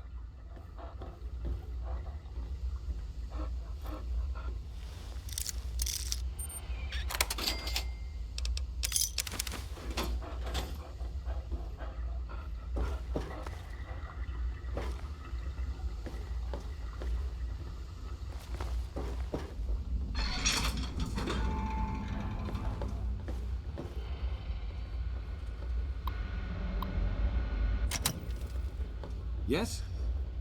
Ted Strayer. You can chill with me if you want, dude. No point in getting all worked up. I get 3 squares, I got a place to crash, and nothing's trying to eat me. Later, dude. Whoa. What's the rush, dude? With your host, me, President John Henry Eden.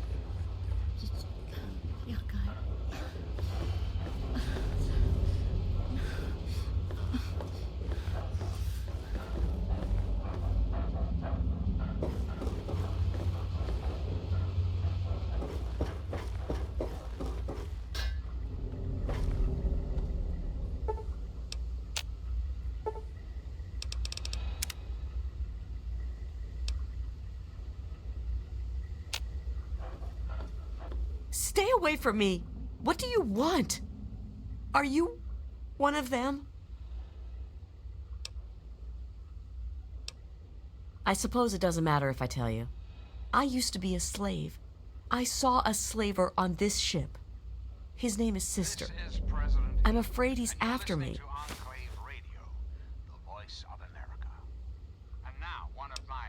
Really? Oh, thank you. Can you help me? I've been so worried with him around. I can hardly sleep at night. America will never be destroyed from the outside. If we falter and lose our freedoms, Thank you. I'll go to Flak and Shrapnel's just before closing. I don't have anything to give you, but I think I can trust you with a secret. If you ever go up north, there is a secret slave hideout called Temple of the Union. You might find them useful. Hey. I'd rather be alone just now.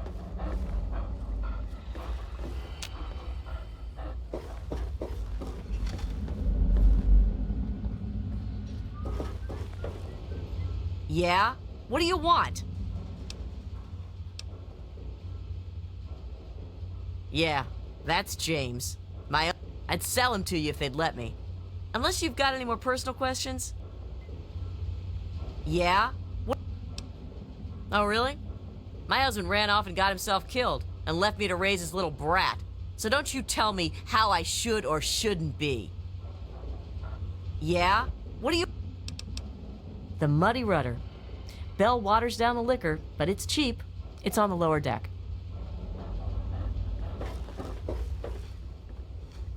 Haven't run into you before. You probably wouldn't remember me anyway. I'm Mr. Lopez. Nobody does. I'm not very memorable. Don't worry, it won't be a problem for much longer. One of the new immigrants died Stay of chill, radiation dude. poisoning last week. Yeah. Yes, that's locked. And yes, The ship's I can water see isn't you much better. eyeing it. If we don't get fresh water soon, we'll all end up like her. One of the new This is a quick fix. I mean, that's the name of our shop. Polly and mine, that is. My name is Cindy. Cindy Cantelli.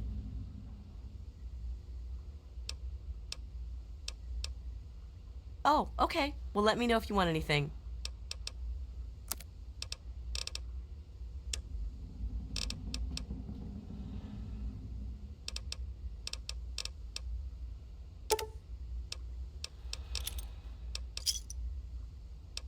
Thanks.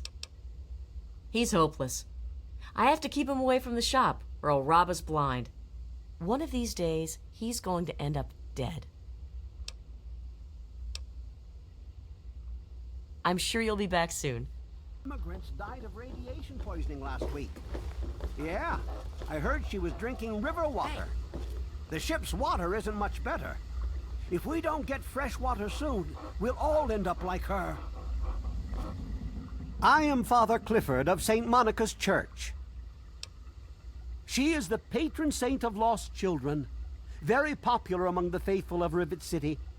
I'm surprised you've never heard of her. If you want to hear her story, it will be the topic of my sermon on Sunday. Services begin at 8 a.m. You should come.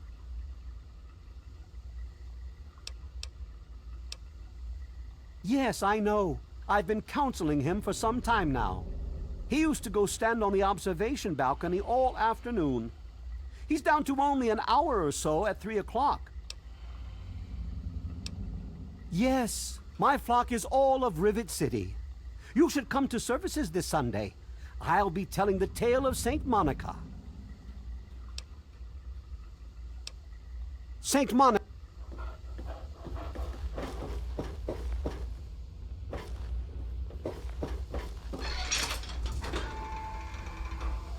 Hey.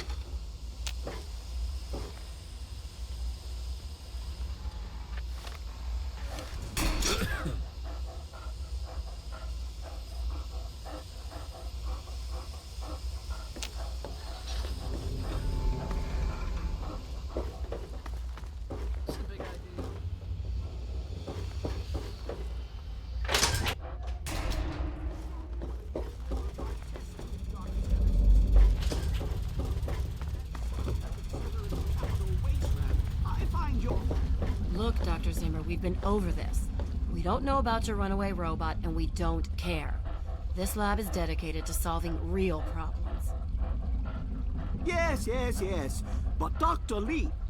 Dr. Lee is trying to save lives, and your constant interruptions are interfering with those efforts.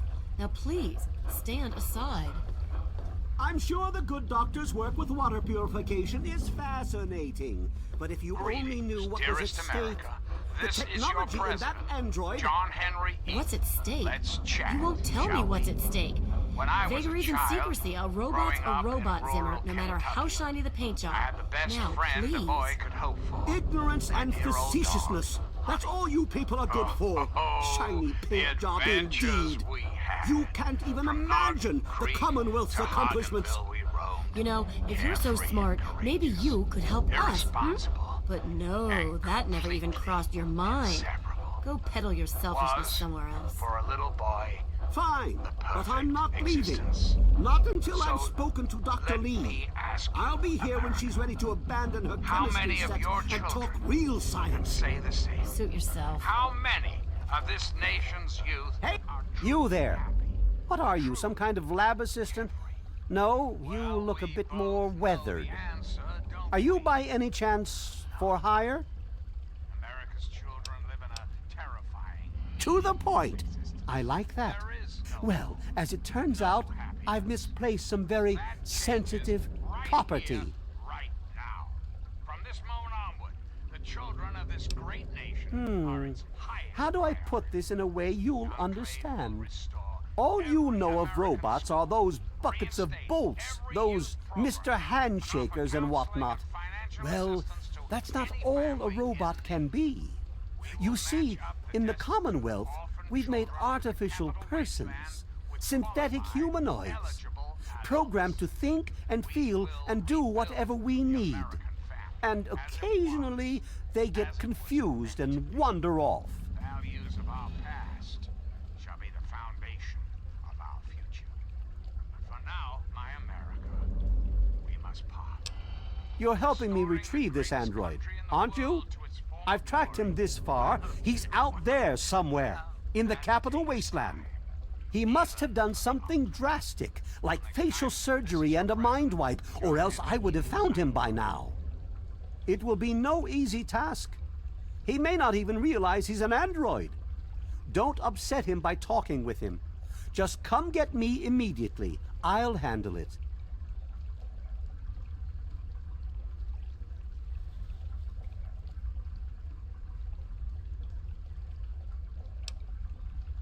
How quaint! Of course you'll be rewarded. I have at my disposal advanced technology from the Commonwealth. I'd be willing to share some of it with you. Just think, you'll be the envy of all your friends.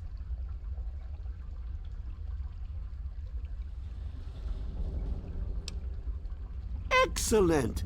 Locate my android, and you won't be disappointed. Here, listen to this message he sent me. He's mocking me. I swear, I'll make him pay for that.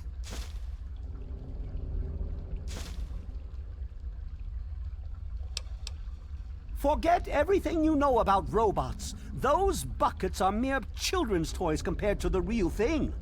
Androids have fake skin and blood and are programmed to simulate human behavior, like breathing. They can even eat and digest food realistically.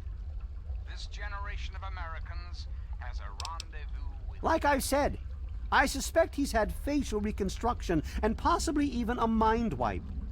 Search the offices of doctors or techies for android information. If he's come into contact with these people, there may be records. Start with Dr. Preston. He lives on this leaky boat. See if he knows anything. He's a doctor, after all. Now, if you'll excuse me, I'm busy trying to ignore my surroundings.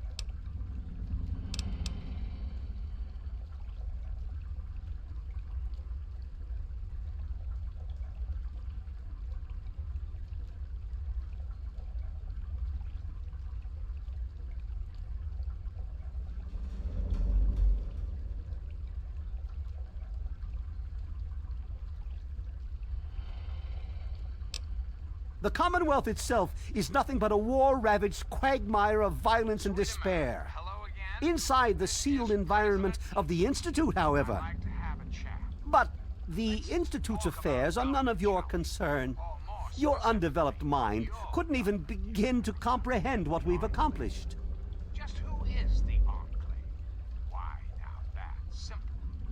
The Enclave is you, cleric. Of course you do. Your aunt, your friend, That's close your enough. neighbor. Keep your hands where I can see them. Yes? That's close enough. Keep your hands where I can see them. As your president, What do you need? my responsibility. Look, some of us are trying to get work done here. There have been enough disruptions recently. Anybody coming through here would have to talk to Dr. Lee. Why don't you go bother her about it? He's from up north. He was bragging about how great it is up there. Yeah, great. They can't even keep tabs on their robots. She's certainly head and shoulders above most everyone else around here, though that's not saying much.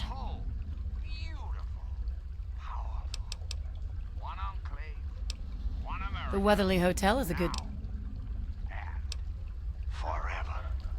For now, my America. What do you want? Look, this is a restricted area. I'm tired of telling you people. It's you. My heavens, you look so much like him. You're James's son, aren't you? What are you doing here? Well, yes, of course I do. Don't you know who I am? I suppose James never told you. Typical. I'm Dr. Madison Lee. I worked with your father many years ago. Your mother as well, in fact. You'll have to forgive me, this has all been very stressful. What with your father suddenly showing up here after being gone for so long. You have to understand that we put all of that behind us. Project Purity, our work, all of it. We've moved on, even if your father hasn't. I suppose so. I worked with them for several years until your mother died, and your father decided it was time to leave. What else do you want to know?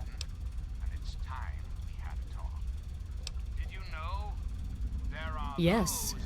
Your mother was... well, she was a good woman. A very dedicated scientist. Your father loved her very much. It was a shame that she died. She had been excited to meet you.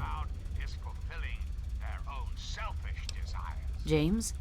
He was very driven, determined to change the world. Well, we all were back then, I suppose. He was focused on two things, really.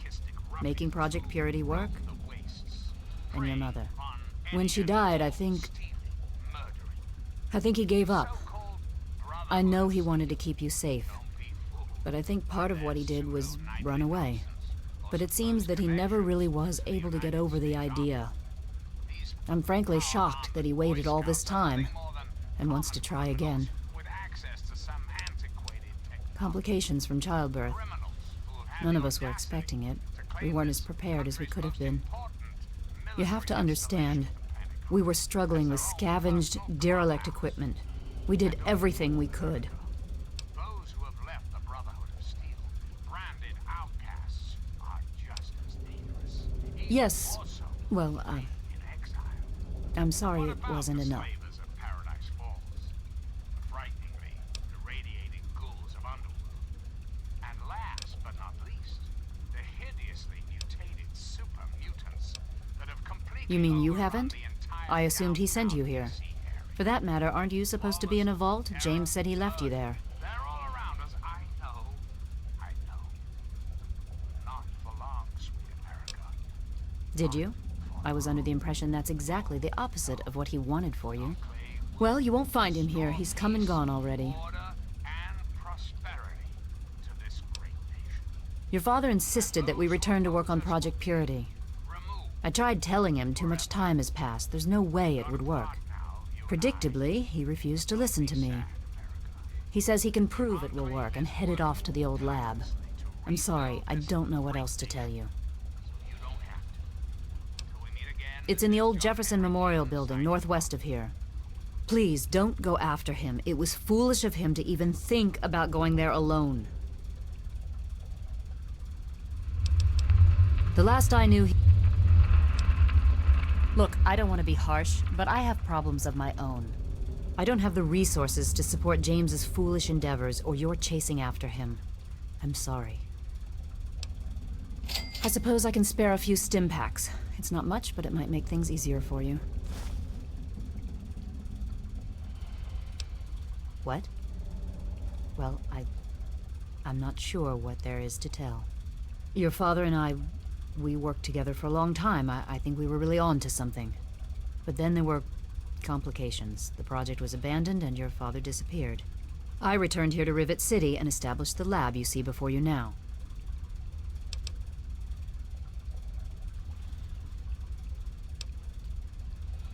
Project Purity, we called it. What do you want to know? It was simple, really. Fresh, clean water for everyone. Such a simple idea, and yet so impossible to realize. The plan was to build a facility that could purify all the water in the tidal basin at once. No radiation, no muck, just clear water. It just turned out to be more difficult than we anticipated. We had the basic principles down. We understood most of the science behind it, but the radiation in the area is so pervasive. Small-scale tests were fine, but anytime we tried to test the process on a larger scale, it was just too much. Maybe if we'd had more time, or better equipment. You happened. It wasn't just you. We had more problems than we could handle already, but your birth is what finally pushed it over the edge. Your father decided that you were more important than everything we'd been working for, and he left. He left all of us. Once he was gone, the Brotherhood decided we weren't worth their time anymore. Without their protection, we had to abandon the Purifier. In half-wits. Our intrepid leaders had everything they wanted. Power, wealth, prestige. And it made them... That idiot? He left so long ago, most folk don't even remember him. He claimed to have found a secret stash of technology somewhere in the ship. Then he just disappeared.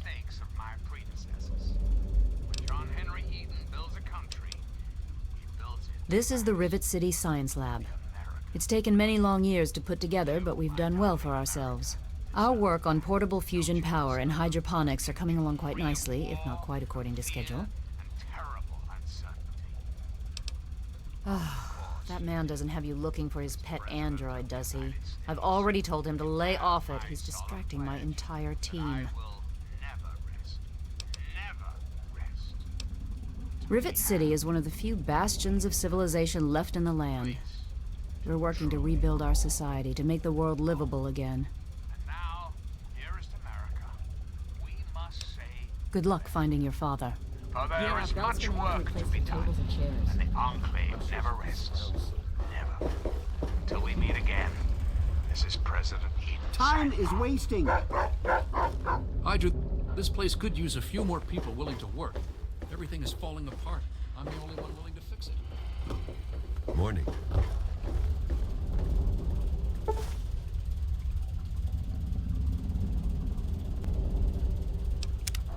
Garza, you stacked those crates on the cables again.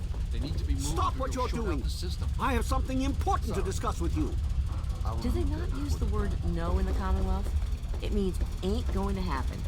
Your missing robot just isn't a priority right now. He's not just a robot! Fine. Your android. Whatever you call it. It doesn't change the fact that I'm a very busy woman. Will you please drop it and let me work? I came to this now, leaky one boat of my specifically to solicit your help. quotes I hope from the you mouth of your Project Purity president, people will John be more Henry accommodating. Straight to your heart. A good leader can't get too far ahead of his followers. You're listening to Enclave Radio. I'm John Henry Eden, President of the Enclave, President of America, President of your heart. Cindy's got all kinds of Hey, I'm on duty. Make it quick. Chief Harkness meets with Dr. Lee and Bannon to discuss security matters. It's a waste of a good Monday morning, if you ask me. They should just let Chief Harkness call the shots. Yeah, he's totally strung out. It's gonna kill him one of these days.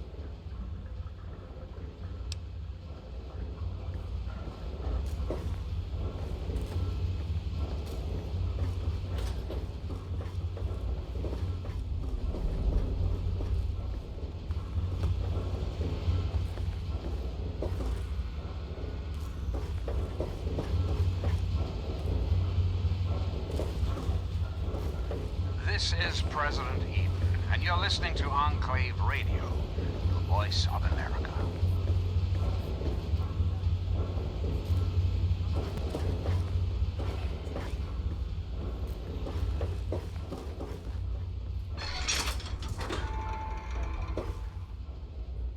Welcome to the Capital Preservation Society. Quite an impressive collection, isn't it? Well, don't be shy. Have a look around. Abraham Washington's the name. Curator of this little slice of American history. Ah, a fellow scholar, I see. Each of the documents in this room tells a small but important story about the history of the United States of America. Unfortunately, the greatest prize of all is missing from the collection. In 1776, the Second Judgmental Congress got together and adopted a document drafted by none other than Thomas Jefferson himself. It was the day the United States of America earned its name and secured its place in history. This magnificent achievement took form in the Declaration of Independence. And you're listening to Enclave Radio, the voice of warmth and reason. Oh, would you? It would mean so much to me and the Society's collection here. This is President Eden. I'd like Excellent! You won't regret it, I promise you. Imagine, you are taking part in another chapter of American history. I envy you. You can find the Declaration of Independence in the ruins of the National Archives.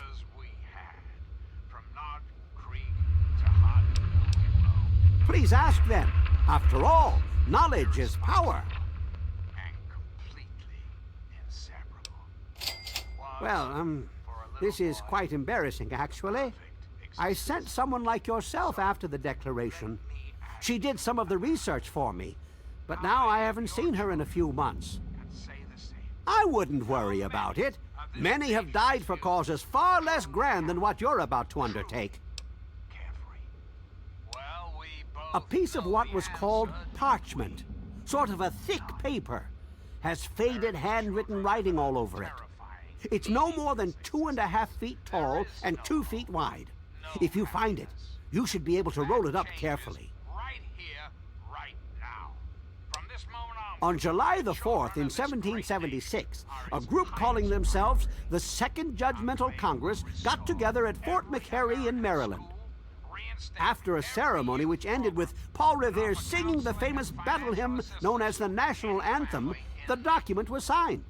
From there, it was sent to England by plane, presumably, and presented to King George himself. Thus began the Evolutionary War.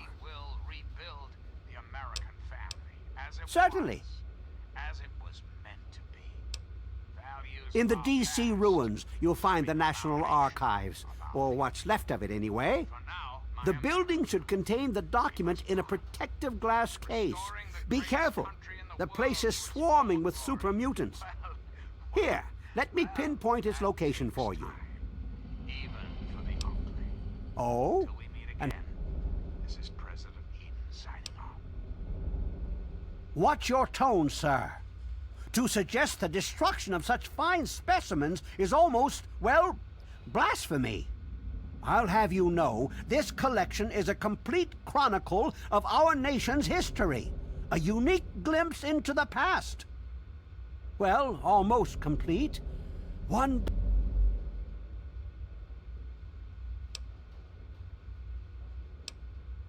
I was hoping you'd realize what I want. The Declaration would tie this collection of documents together so... If you can...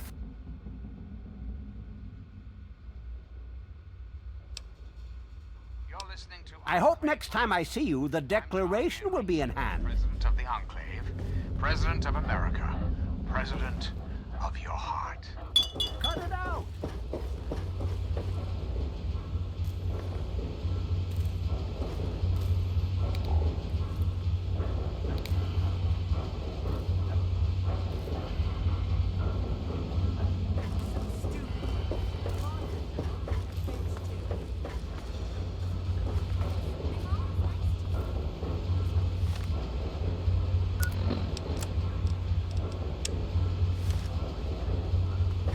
Hello, mister.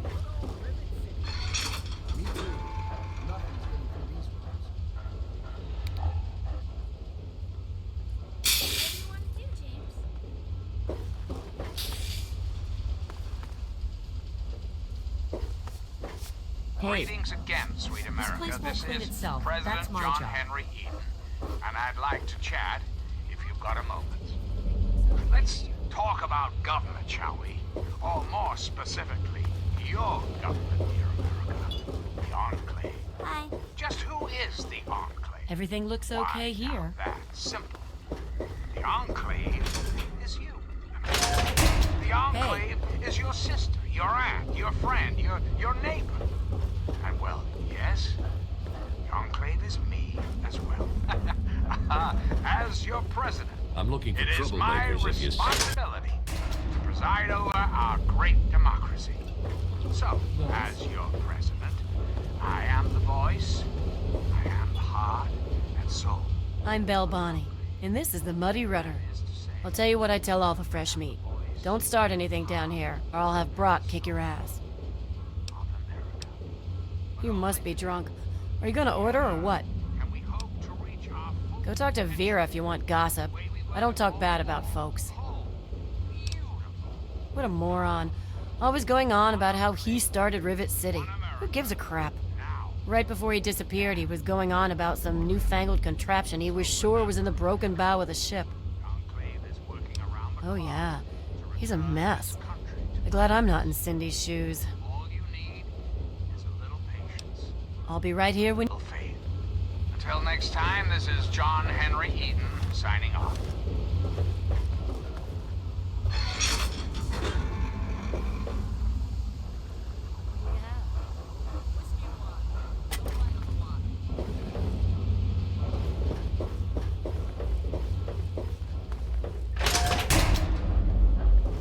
Hey, stranger. Hey, good looking. How come you haven't bought me a drink yet? Tightwad? No, wait, I didn't mean that. Please, mister, just one drink? You're lost, sugar.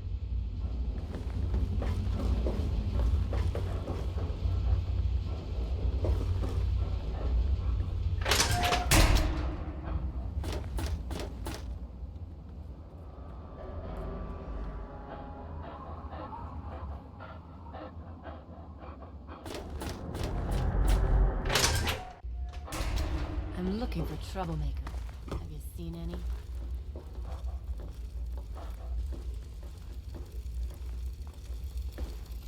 Let me or a security Hello officer again. know if you see America anything out the of you. Magnificent. Is there a problem? This is President Eden. Are those rumors still floating around? Look, I don't have time for swapping ghost stories with you. Pinkerton's a legend, dead or long gone. Don't care much, as I've got real people to take care of. Go bother someone else. Bannon and Dr. Lee and I all meet on Monday mornings to talk about citywide issues. It's pretty informal. The council doesn't have much real power. She's one of the members of the council, runs the science lab here. Don't bother her unless it's important. Her lab is in the stern end of the ship.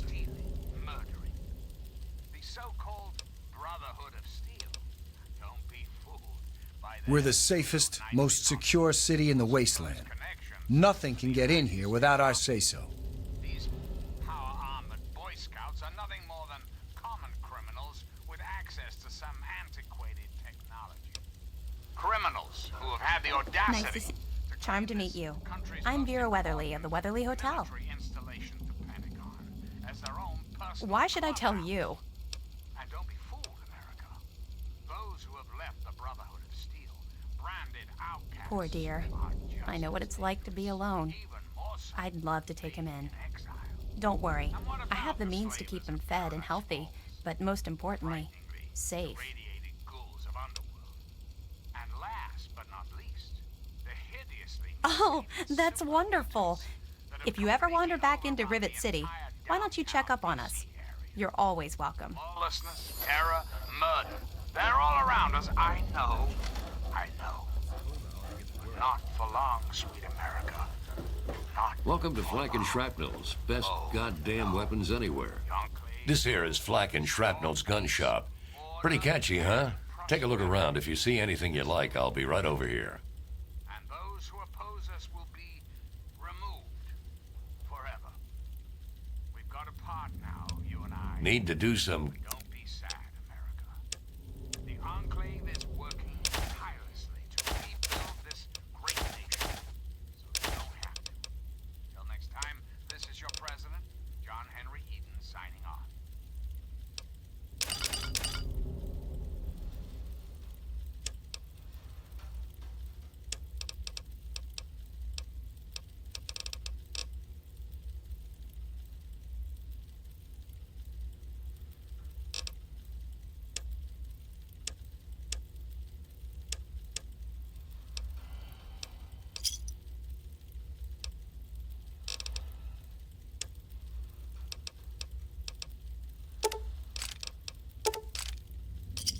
Thanks.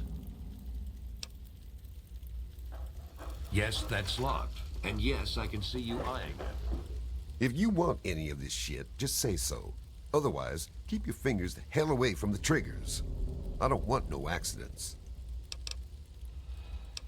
What you looking for?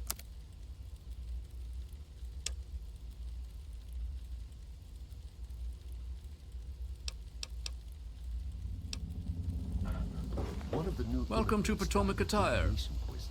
Welcome to Potomac Attire. I am Bannon, proprietor and city council member. I carry discriminating attire for discriminating customers. Between you and me, keeping out the riffraff is good for business. Now, there's a name I haven't heard in a while. Never met the man myself, but rumor has it he helped found Rivet City. Some rumors say he died trying to loot the broken bow of the ship. Others say he joined up with the Enclave. Dr. Lee, Chief Harkness, and I are all on the council. We meet every Monday morning. I can be very influential, if you know what I mean. Far more than Seagrave Holmes. So you've met him, eh? Well, he wants to replace me on the council. Now, I can't have that. No siree. He's a shady character. I just can't prove it. If someone were to find something incriminating in his room, well, let's just say I would be very appreciative. Dr. Leach, I can be...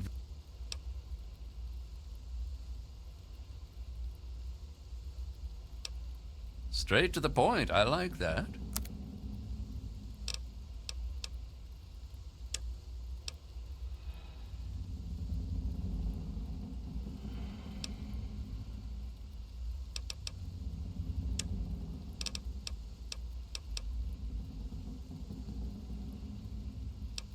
Come back.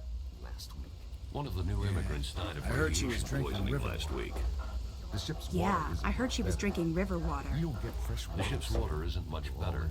If we don't get fresh water soon, we'll all... I'll be right with you. Don't mind me. I'm just taking up space here. One of the new immigrants died of radiation poisoning last week. Yeah, I heard she was drinking river.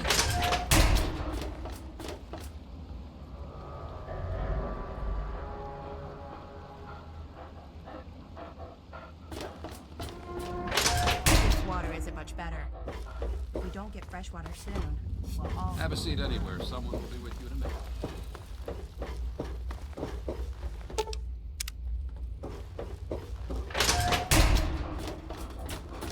Yes? Hey there.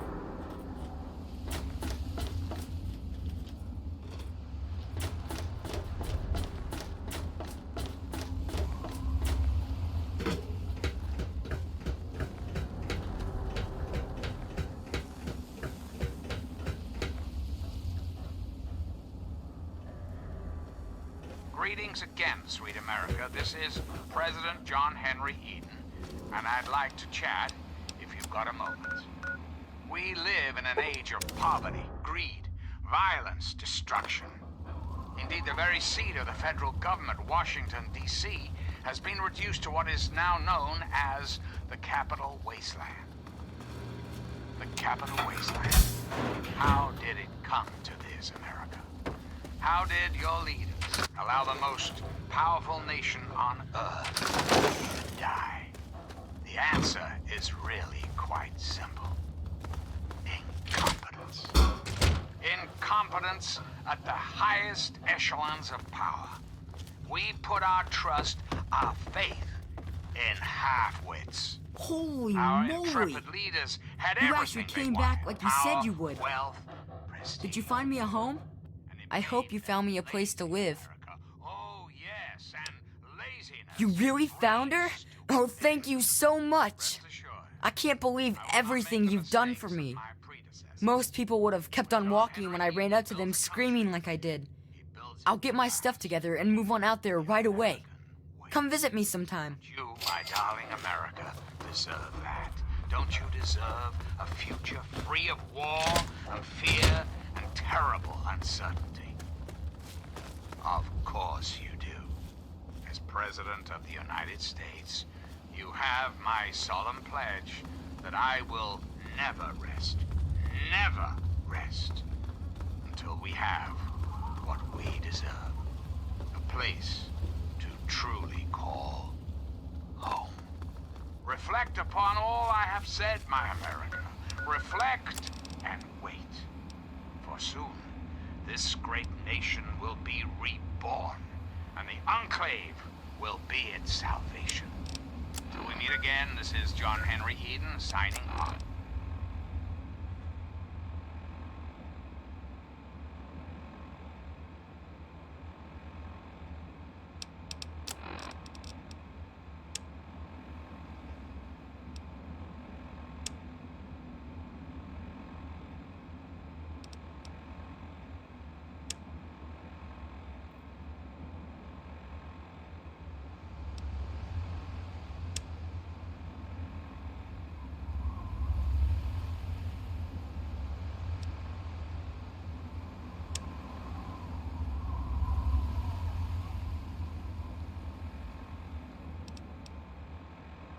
Zimmer, by the time you get this message, I'll already be gone. I'm escaping the Commonwealth. I want to live my own life on my own terms, as my own man. I know what you're thinking, that I'm malfunctioning. I used to think that's what caused the runaways too. But I know better now.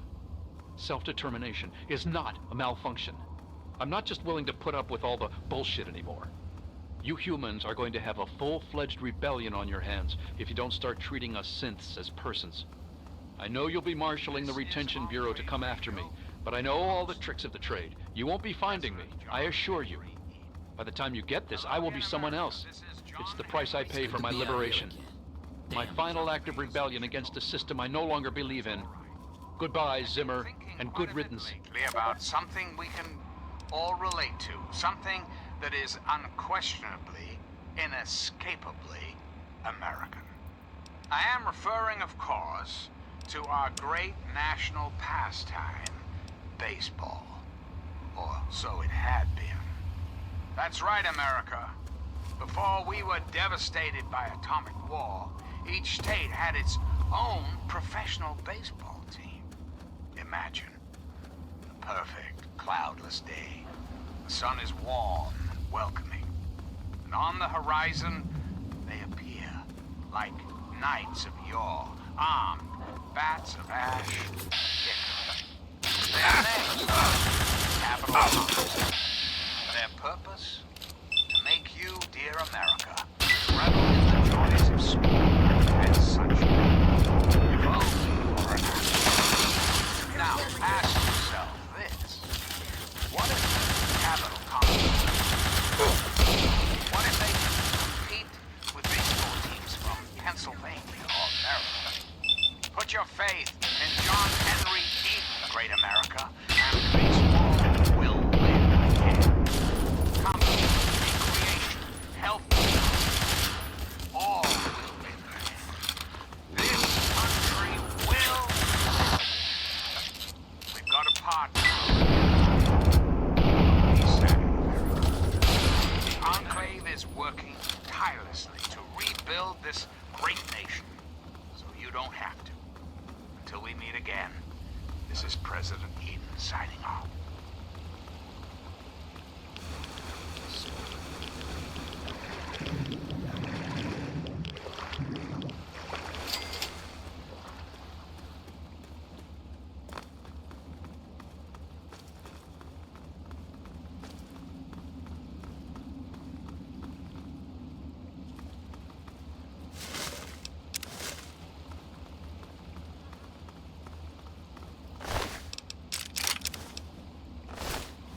You're listening to Enclave Radio.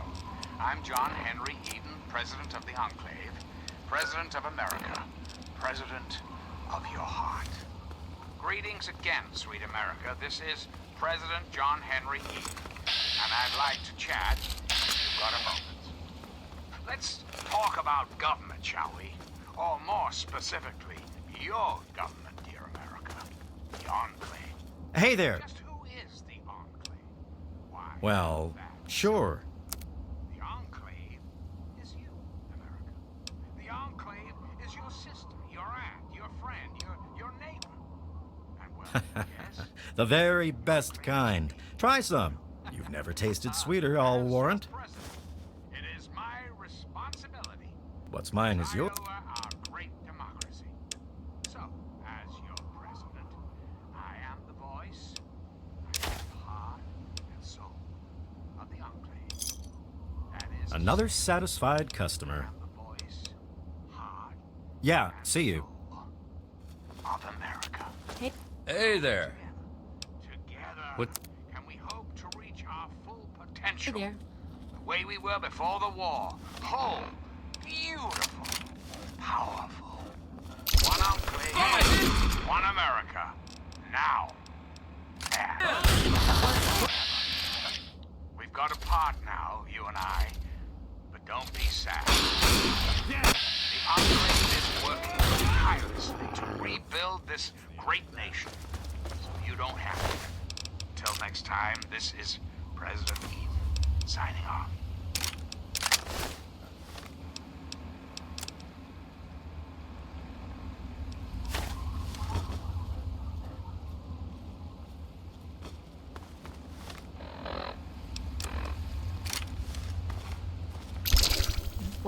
Whoa. Is it me, or is the world spinning? Whoa, what is it? It's heavy. Oh, what friends are you talking about? Do I know them? Oh, that sounds painful. Okay, which way is Paradise Falls again?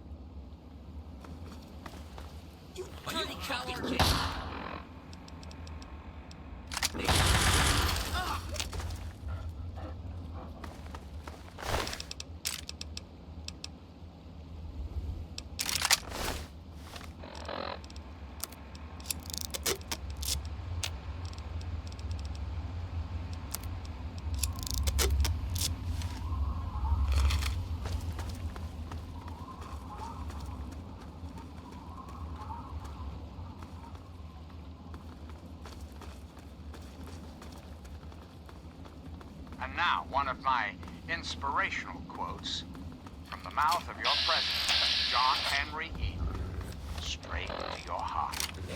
Avoid popularity if you would have. This is President Eden, and you're listening to Enclave Radio, the voice of America.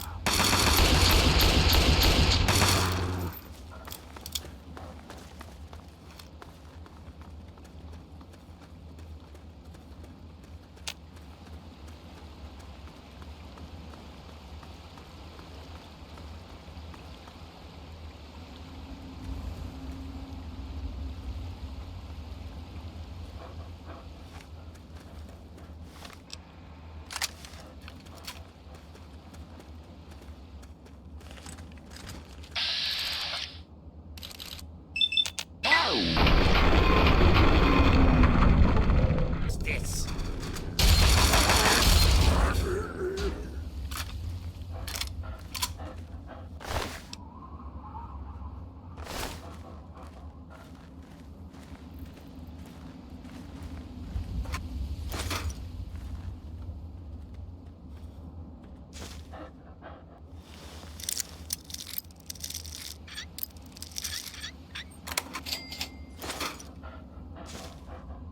Please.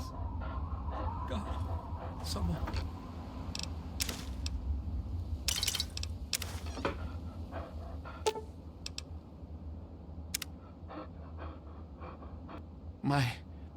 Thank you. Thank you so much. I thought I was dead for sure. Here, I managed to hide these supplies before they tied me up. You take them. It's the best I can do to thank you. You're right. I'll try to make it on my own. If I'm careful, I should be okay.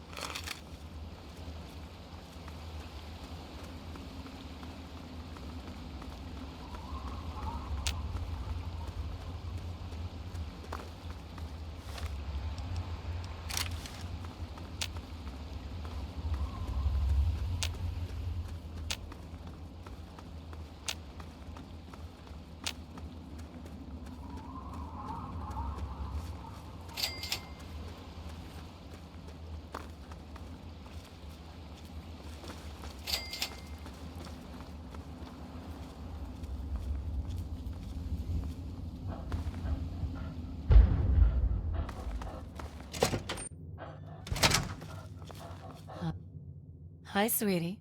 I'm Cherry. What can I do for you? Dukov likes to keep it hot. Ain't no need for nothing else. Hello, my beautiful America. He's a lecherous old man. The only reason I put up with him and his needs is because I'm safe here. He tends to shoot first and ask questions later. Don't pull out a weapon near him. He's likely to shoot you. And he's really good. Oh, the adventures we No sweat. from Nod Creek to It's Dukov's place. He lives here. Pretty much, he just does a lot of drinking and partying. Take care, sugar. Aren't my party girl sweet? Huh? I just want to eat. Who the hell are you? Never mind. You need a drink. Cherry, I'm thirsty over here. How many of this nation's youth are truly happy, truly carefree? Well, we both know the answer, don't we? Help yourself, clown shoes. Grab one from the liquor cabinet. I never trust anyone without a drink in their hand. Of course, I never trust one that does either. Ha ha! That changes right here. Ha ha! There might. I'm too much man for just one woman, so I need two. I wear them out every night. Why should they bother getting dressed when I'm just going to take it off? Hey, watch your language, clown shoes. I don't pay them. They take care of me, so I take care of them. We rub each other wrong all night long. Sure, didn't... As it was meant to be. Values of our past. Eating, drinking, farting, and screwing! Out here, nobody bothers me. I can do whatever I like to whoever I want. The Enclave is working tirelessly to rebuild this great... You need to drink more. You don't have to. Oh my. Aren't you a stud? Dookie doesn't like me to wear a lot. He says he's all right. He can be a real fun guy, but he sure knows how to wear a girl out. Most of all, I'm safe here. I wouldn't pull out a weapon, even just to show him. He gets kind of paranoid about that. Don't get in a shooting match with him. He's really good. I'd rather be a whore than dead. You're listening to Enclave Radio. Sweet, I'm just along for the ride. He's good with a gun and knows where to get booed. President of your heart.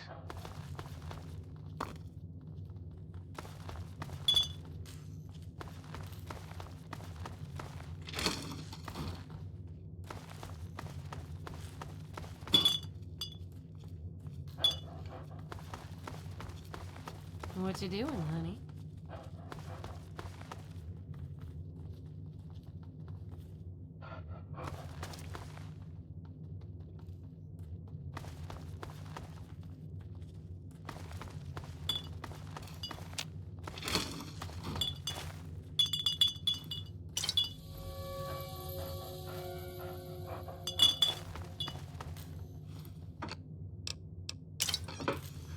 Hang on. I just need to catch my breath. What you need? How about a drink? Don't let the door hit you in the ass, clown shoes.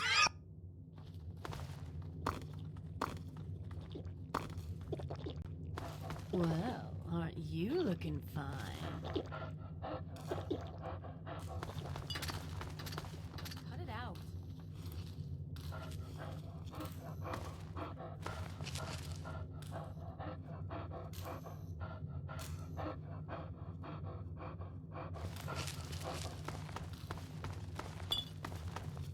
That bastard just about wore me out last night. Can you try and talk him into giving me the night off? Sure. It's my turn anyway. Not that he remembers.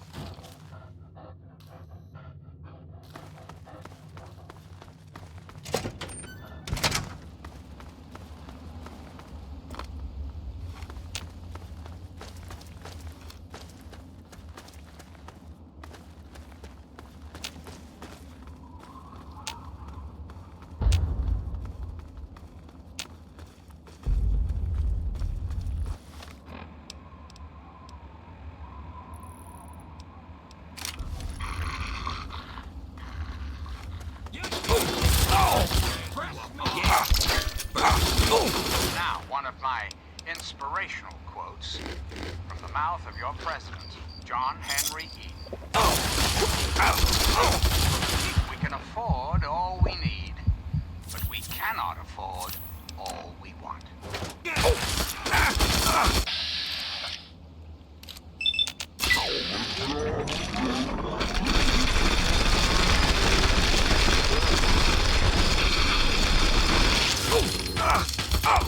Time to die.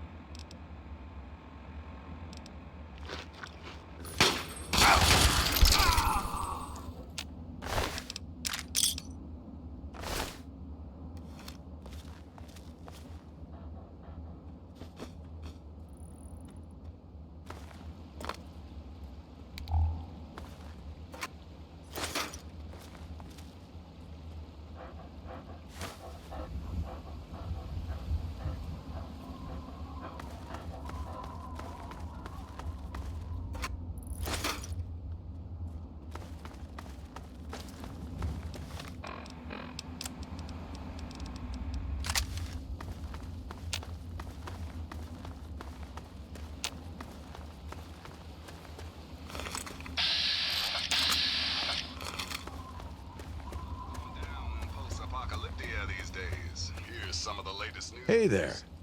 According to reports from the episode, If the price is right, make me an offer. a group of displaced ghouls have been trying to gain entrance. But lush at large, Alistair Tenpenny says, no zombies, no how. Come on, Al, cut the ghoulies a break. If they've got the caps and you've got the space, it's a win-win, right? What do you say? Until next time, this is Three Dog, Ow! And you're listening to Galaxy Thanks. News Radio. To that, I must answer, of course. Of course, I was elected. Up Sweet next, America. we've got a public service announcement. Listen up, Isn't the children. right This stuff's vote the important. very foundation Just of a a friendly democracy. reminder to all you would-be bigots out there. Ghouls are In the interest of national security, I'm not at liberty to discuss the details of the election. You understand? But rest assured, I am your president, because the appropriate people of this great nation decided I should be. I am your duly elected representative. Of course, when the time comes, when my term is up, America will be free to elect a new president. And that person will have our full faith and confidence and carry our collective values forward into the democracy, dear America. Democracy now and forever. Is working around the clock to return this country to greatness. All you need is a little patience. Don't you bleed on it again, says John.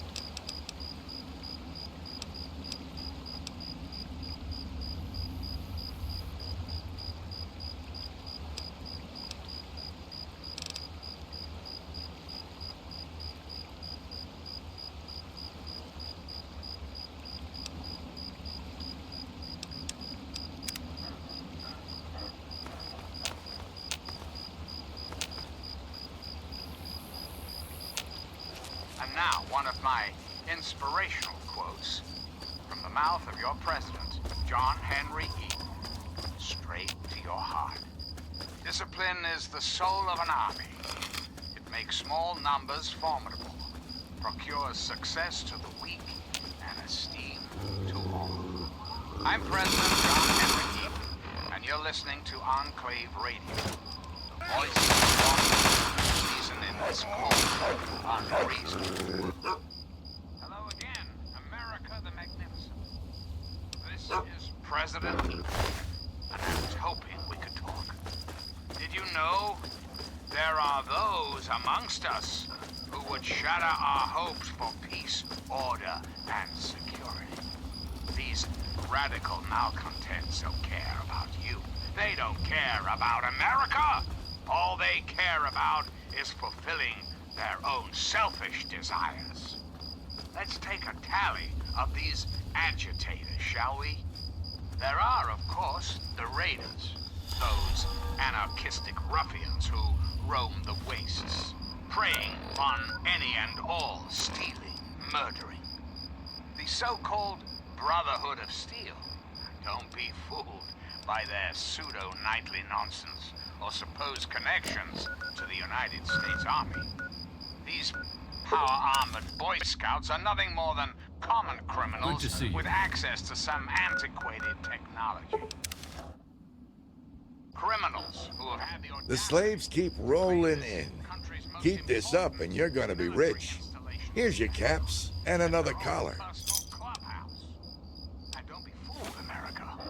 Those who have left the Brotherhood of Steel, branded outcasts, are just as dangerous, even more so being in exile. And what about the slavers of Paradise Falls? The frighteningly irradiated ghouls of Underworld. And last but not least, the hideously mutated super mutants that have completely overrun the entire downtown DC area. Lawlessness, terror, murder. They're all around us. I know. But not for long, sweet America. Not for long. Oh.